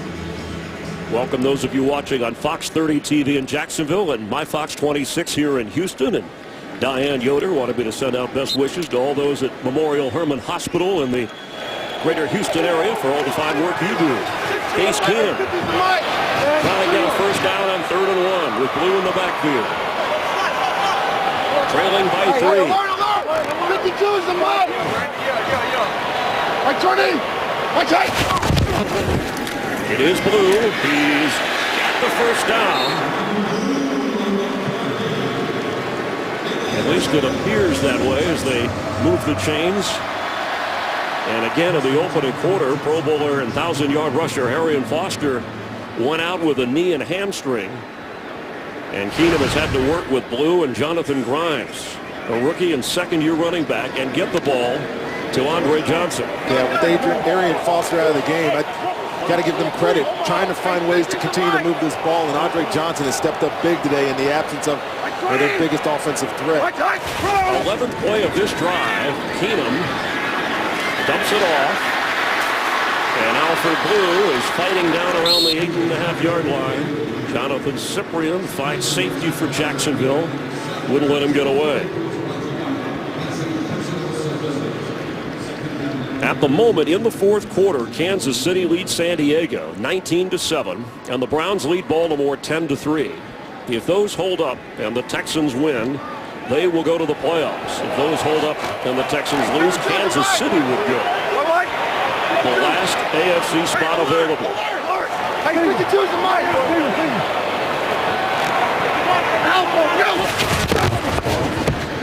Keenum's throw, end zone. Andre Johnson with the touchdown. Man, oh man. The Texans have the lead. What a great drive here by the Houston Texans. Case Keenum doing the majority of that work on this drive. And as has been the theme today, it's Andre Johnson, and he runs a really nice route here. Step away from Gratz, and the ball hits him right in the chest as soon as he comes out of the break. Well done, executed. Confidence in that man right now by Case Keenum. 10th Great catch for the Texans. of the game for Andre Johnson. And Case Keenum, 10 years ago this month, he led Abilene Wiley to the Class 3A division title with a touchdown run in the final minute to beat Cuero 17-14. This pass gives the playoff hopeful Texans a fourth quarter lead. It's more than a pipe dream here in Houston, the way things stand at the moment. That drive, 80 yards, 12 plays over 6 minutes. Keenan was 8 out of 9. And, of course, the 8-yard touchdown toss to Andre Johnson. But Jacksonville has fought back throughout this game. And will have a chance at the 20-yard line. Blake Bortles will try and rally the Jags, now trailing in this game. Let's head back down to the field. Jennifer? Well, Chris, Texans defensive line coach Bill Kohler tells me in 35 years of coaching, he's never been around an athlete as special as J.J. Watt. Hard to imagine, but Kohler says Watt's a better person than player. Evidence of that just today. Watt invited 19-year-old J.D. Manuel as his guest to today's game. J.D. is battling SMA, spinal muscular atrophy. It's his first NFL game, and meeting Watt is a dream come true for J.D., Chris.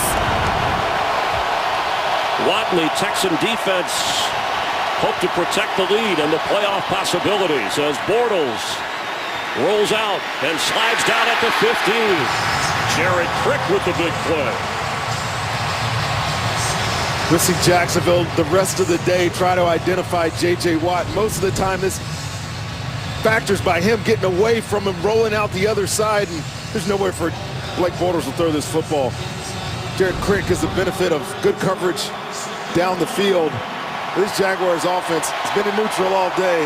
They're going to stay in this game, fight this crowd. They're going to have to convert a first down. They have not done it yet today. 4 sacks for the Texans today, but no takeaways yet. Storm Johnson, there's a flag as he gets run out of bounds, and 2 more flags come in. Johnson, the rookie from Central Florida, where Blake Bortles played.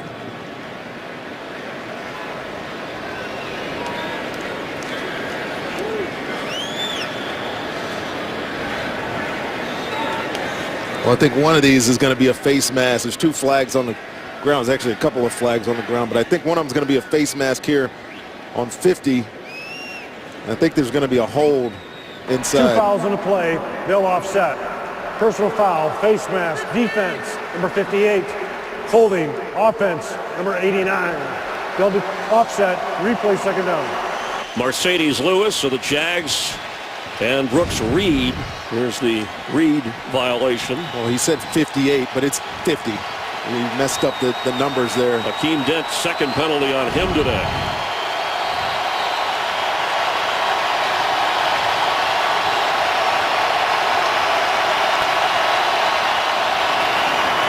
Lee holds on and is run out of bounds. It'll be third down. There's a flag late on the sideline, out of bounds, thrown by the official over there.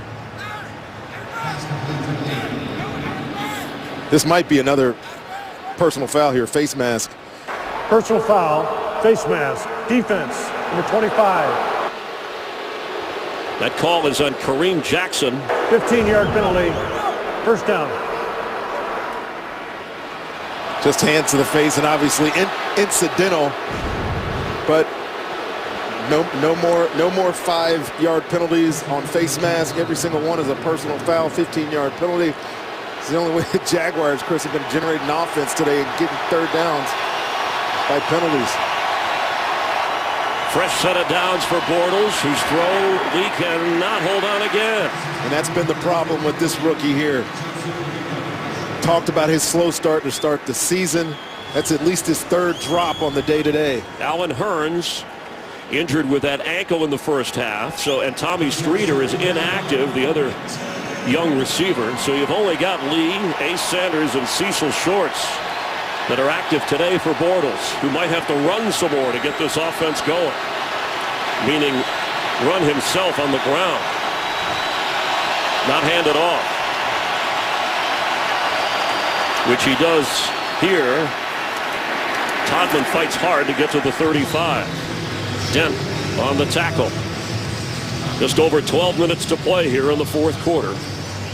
Well, they can afford to play with this clock, Chris. And Alan Hearns coming back into the football game. He has got a little bit of a limp noticeably out there, but you have time to control this clock. There's 11 or 12 minutes left in this game still. No need for them to feel like they have to drop back every single play, and it's not as if Blake Bortles has been as effective. But maybe Hearns can help. 0 for 7 on third down.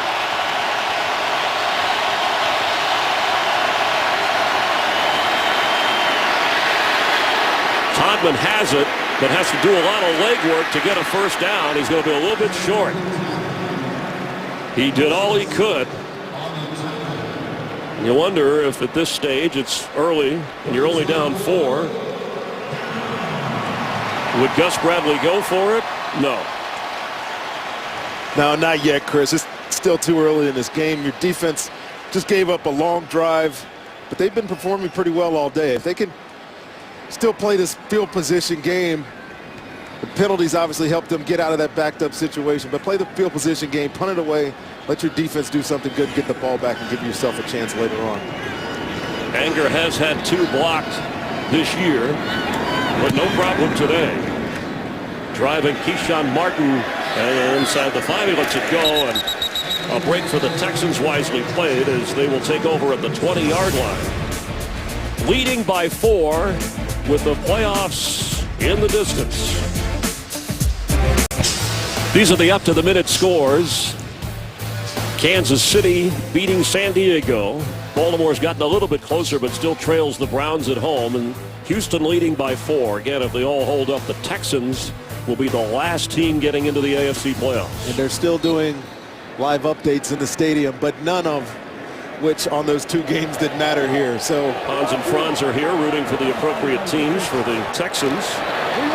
Jonathan Grimes the back from the 20-yard line. Keenum, that's Grimes, direct snap. Something that they did, again, quite a bit of with Foster and are having to adjust since he went out of this game.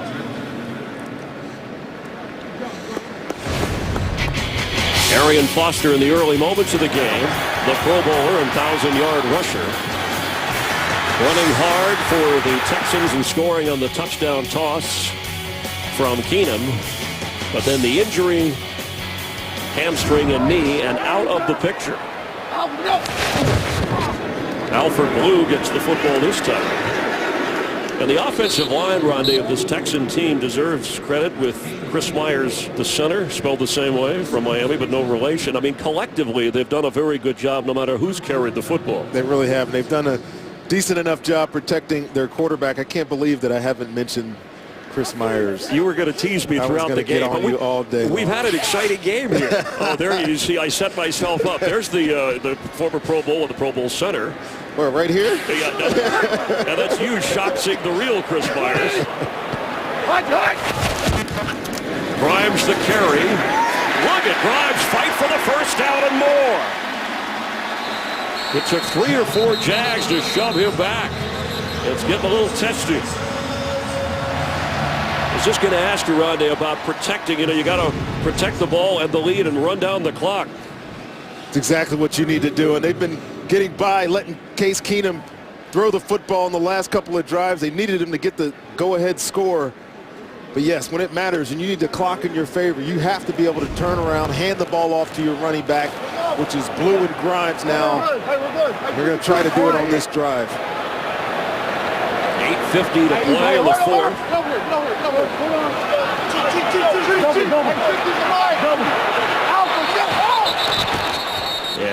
Maybe let the clock run a little bit too long, or did they get the timeout in time?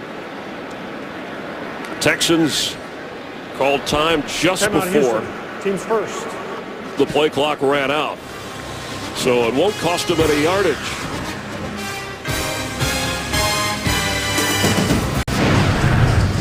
Moments ago, that's how quickly things can change. Baltimore takes the lead at Baltimore over the Browns with 7.5 to play.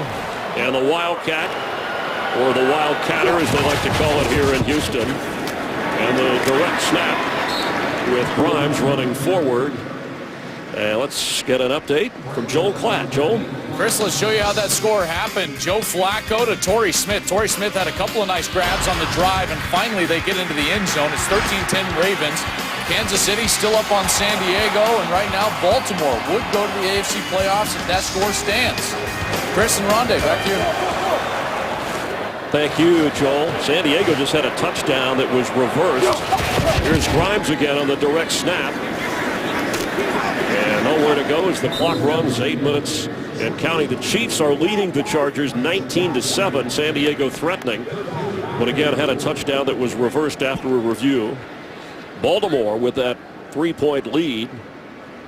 If San Diego loses, Joel said the Ravens, if they hold on, they go to the postseason. They were defeated here in Houston last weekend by Case Keenum. And these Texans. 50, leave it on. Third down and 4.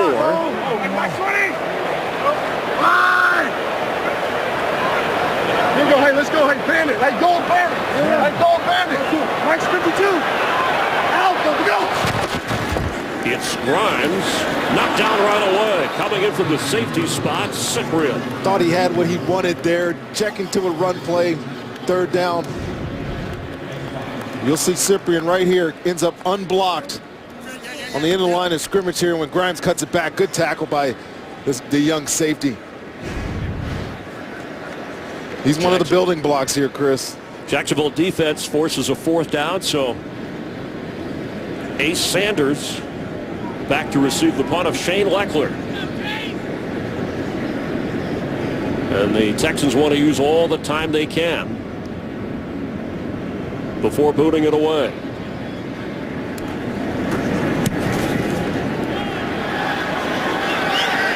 Fair catch called for, and inside the 8-yard line is where Jacksonville will take over, trailing by 4. The Texans, playoff hopes taking a bit of a hit despite the lead here against the Jags. The Texans running game has had to do without Arian Foster since the opening quarter, and it's held up enough for a 4-point lead. And the numbers are about the same there on average. So good job there by the two backups, Blue and Grimes. But we need Jacksonville to get something going here on offense in a backed up situation. See what Blake Bortles can do, get something going. And it's Jordan Todman who gets up across the 10-yard line. This offense today, Chris, still only under 200 yards of total offense. Yet to convert a third down, 0 for 8. Have not converted the third down. Blake Bortles has been hit a bunch today. Can't get into any rhythm, whether they're running the ball or trying to get him to drop back and pass the ball.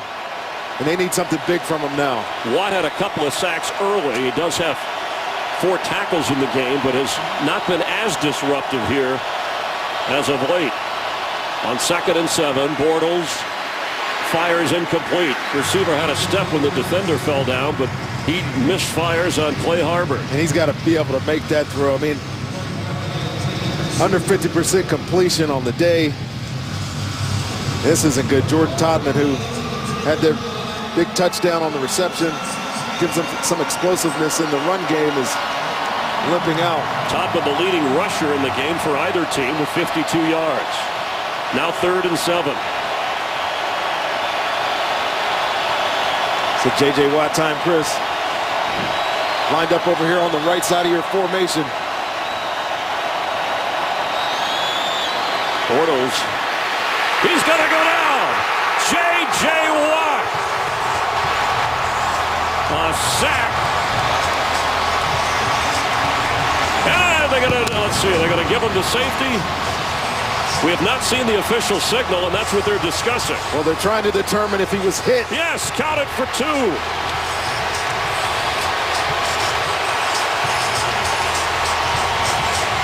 He scores in a lot of ways you can't imagine. Well, he was one-on-one over there with Luke Jokel, and this is the now third sack that he's giving up to J.J. Watt. First person in the history of football under recorded sacks to get 20 sacks in 2 separate seasons. Just amazing. Amazing. He was blocked at first, but he showed his energy, put a spin move on the left tackle, and brings down Blake Bortles for the safety. He really is a game changer, and Defensive Player of the Year, he may have sealed that and picked up a few more votes for the league MVP. You know where he is right here, and watch Luke Jokel gives him something, spin on him. Not so good, baby. I'm better. I love J.J. Watt just like everybody loves J.J. Watt. Whether you're a Texans fan or a Jaguars fan, you're a football fan, you gotta love big number 99. Ruled a safety on the field. Officially reviewed. All scoring plays After reviewing on. the play, the ruling on the field stands. Safety. And it's where the ball is, not where the feet of Bortles are. And Watt got to him, and all the ball has to do is break the plane of that goal line, as it did when Watt came in on Blake Bortles. Well, Blake Bortles has to get rid of this football. He's been aware of this kid, of J.J. Watt all day, knows he's on that side of the formation. You got this much time. J.J. Watt working one-on-one with any player. He's eventually going to win. And it's a big, big play for the Texans. Of note, Justin Houston, we just found out, also has 3 sacks on the day. So at 20.5, he's still a half sack behind the lead, I should say. That's all right. Keyshawn Martin on the return hit hard at the 28. But both the Chiefs and the Texans needing help to get into the playoffs. Those are the updated sack totals to the moment. Remember the NFL single season record, Michael Strahan, the former Giant and the Hall of Famer, and from the NFL on Fox, is 22.5. So Houston and Watt would have to do something before time runs out here. San Diego's down in that game by 12 points, so you got to imagine they're dropping back a lot. Baltimore leads by 3 with under 5 minutes to play at home against Cleveland. A victory by Baltimore would eliminate the Texans' playoff chances and put the Ravens in if San Diego does lose in Kansas City.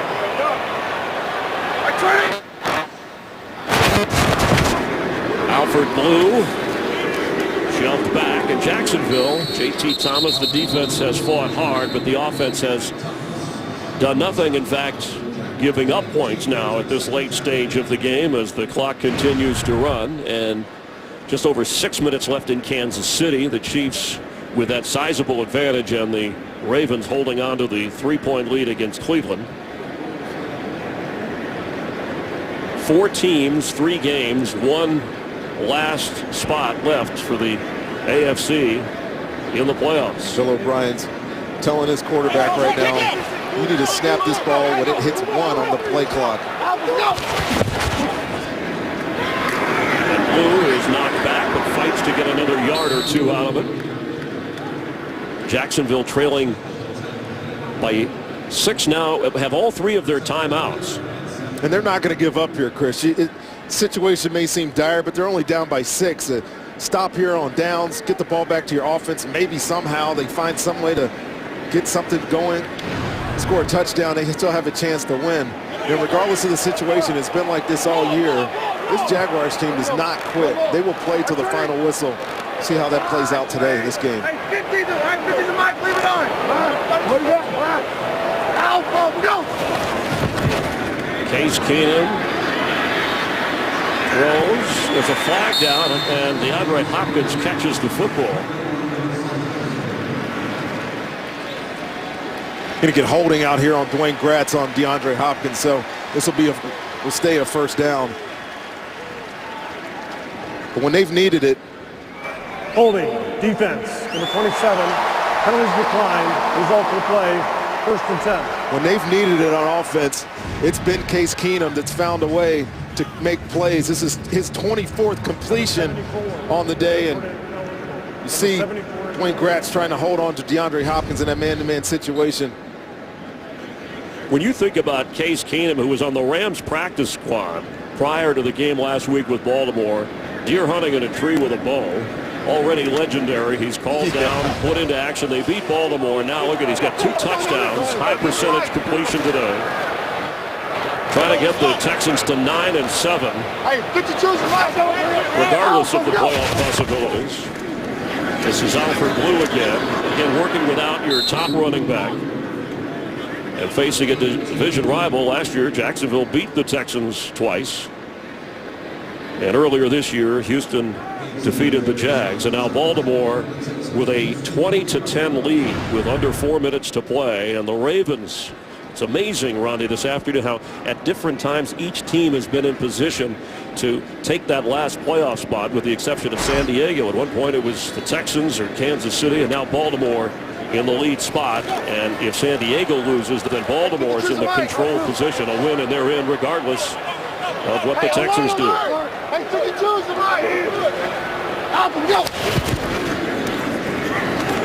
Alfred Blue brought down from behind by Telvin Smith. Let's get that update on the Ravens with Joel Clapp. All right, Chris, here's that touchdown. Flacco just heating up at the wrong time. If you're a Houston Texans fan, finds Aiken, 2-yard TD catch. They're up by 10. Looks like that terrific opening season for Houston. Their head coach is going to come to an end today.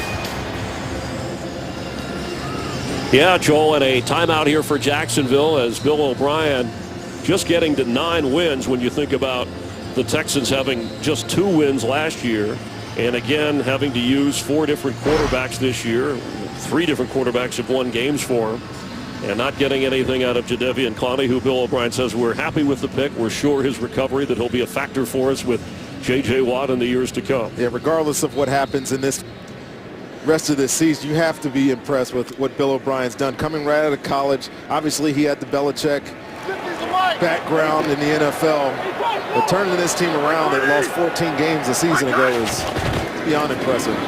Jonathan Grimes knocked down at the 45 at another timeout for Jacksonville.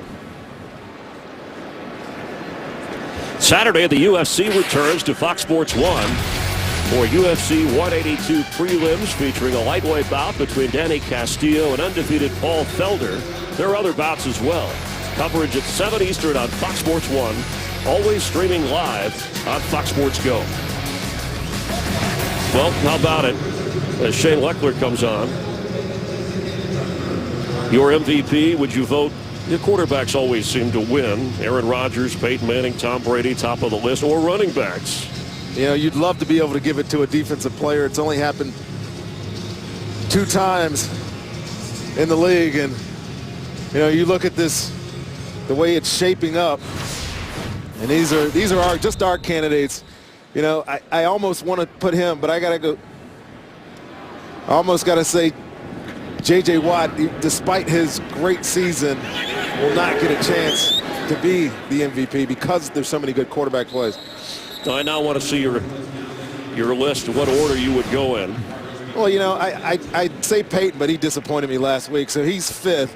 DeMarco Murray and Tony Romo share that. You know, they people are taking away from him. J.J. Watt is my 3rd. Tom Brady is 2, and I think this guy is the best player in football.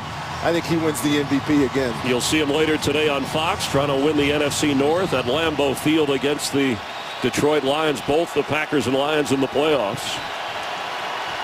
There's no question who the Houston MVP is. Jacksonville still an opportunity with 1 timeout, 2:51 to go from their own 15. Bortles steps up and completes with running room for Cecil Shorts, who does get out of bounds, and there is a flag thrown as well.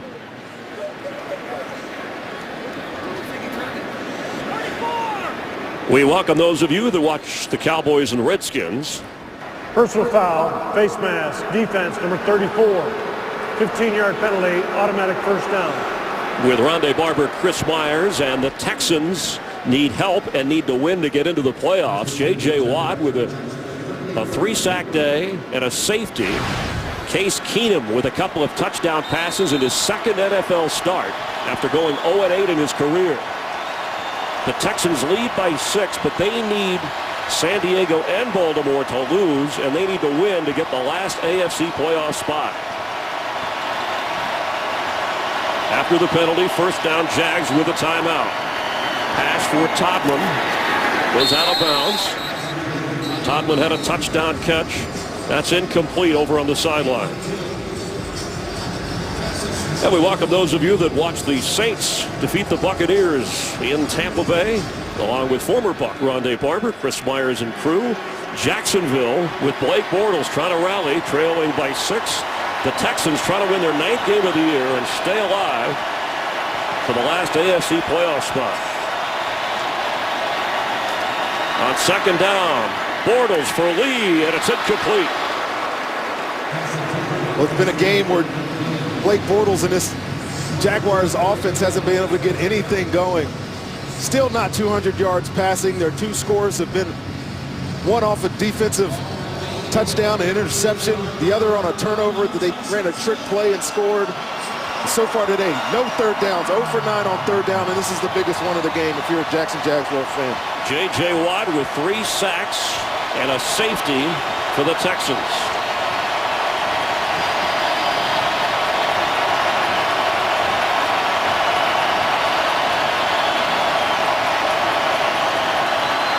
On 3rd and 10, incomplete. Alan Hearns, who was out much of the game with an ankle injury, was the target, and it's 4th down. And obviously, Gus Bradley is leaving his offense on the field. Haven't converted any third downs. How about a 4th down? Something's got to go right for this offense. Blake Bortles, they've asked him to throw the ball 27 times today. He's only completed 12 of those passes.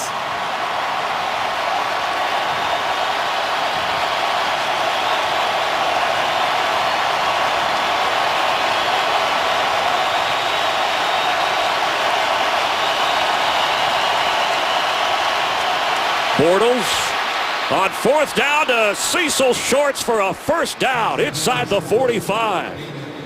And the rookie quarterback hung in the pocket and delivered a strike. Did a good job standing in his pocket. Knew he had to stay in there to deliver it.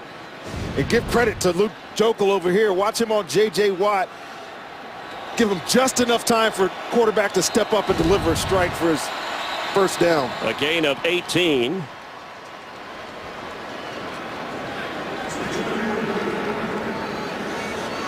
He says he's never out of energy, but he's playing hard today. We have reached the 2-minute warning. Jacksonville on the move, trailing by 6. Offensive coordinator Jed Fish of the Jags, Romeo Crennel coordinating the defense for the Texans. 1 timeout, Jacksonville. Bortles is going to keep and keep and keep. Blake Bortles down to the 10-yard line of Houston. Well, they knew what he was about. Blake Bortles. We got an injury to A.J. Boye on the field now, but we know that Blake Bortles is an athlete. Coach says it. The Jaguars know it. The Texans know it. And J.J. Watt gave him a lane there trying to get around on that rush. What a big play. Well, he is second on the team in rushing. Bortles came in averaging just under 7 yards a carry. And when you count that one of 34, he has run 3 times today for 61 yards. Of course, he has also been sacked 5 times, as Boye is the injured Texan player. And he was the one who was involved in keeping Bortles from getting more. And as they work on Boye, we certainly hope he is okay. For those of you joining us moments ago, the Texans with playoff hopes. Case Keenum suffering the interception. It was tipped. That's Dwayne Gratz running it back for a touchdown, and then trickery after a fumble. Cecil Shorts to Todman for a touchdown. And then Andre Johnson, the second touchdown toss from Keenum. J.J. Watt, one of his 3 sacks today, getting a safety, getting Bortles in the end zone. J.J. Watt was dominant early in this football game. Came back just there and on that safety and dominated again, gave them 2 more points, but left them 1 shy here. If Jacksonville can get in the end zone, they'll leave here with some heartache. San Diego is about to lose in Kansas City. Baltimore has a 10-point lead with a minute 40 to go at home against the Browns. Jacksonville trying to win its 4th game of this season. They've had come-from-behind wins over Tennessee and the Giants this year. Bortles looking for the end zone and incomplete for Cecil Shorts. The Jags haven't won a road game in more than a year. And Marquise Lee, and it looks like Jonathan Joseph collided and are both in pain in the end zone. Now we're under 2 minutes and each team has 1 timeout remaining.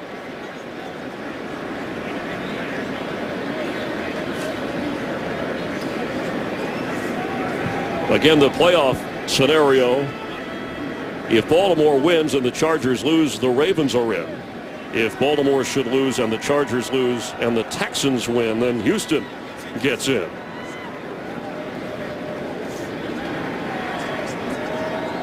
As the medical staff tending to the players, and we'll try and see exactly what happened. The Jacksonville rookie receiver Marquise Lee still down, and Joseph now being helped.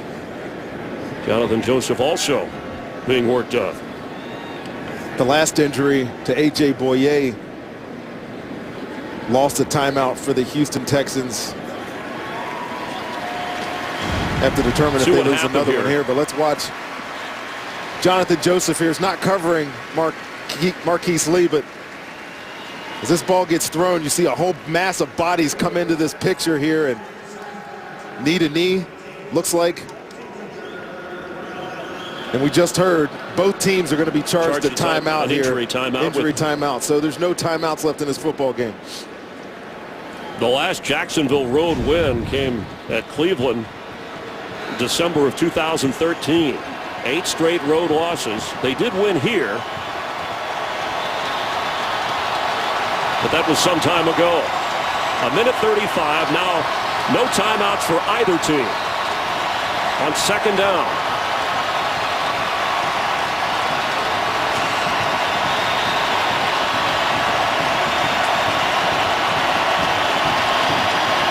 Bortles' throw is caught. Hurns goes out of bounds. It'll be 3rd down and goal to go, Jacksonville. They're running the clock out in Baltimore. 35 seconds. And counting down with a 10-point lead. And counting down in Kansas City. And if this stands, the Ravens will go to the playoffs. Texans trying to hold on to get their 9th win.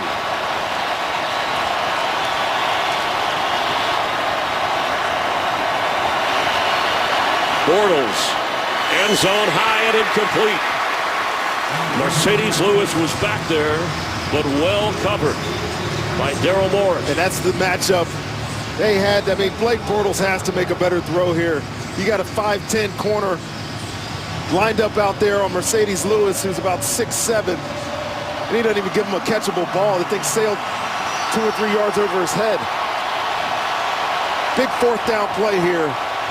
Let the crowd take it. And the Ravens have won, defeating the Browns 20-10, coming from behind. Kansas City has beaten the Chargers. Can the Texans hold on? Bortles, end zone.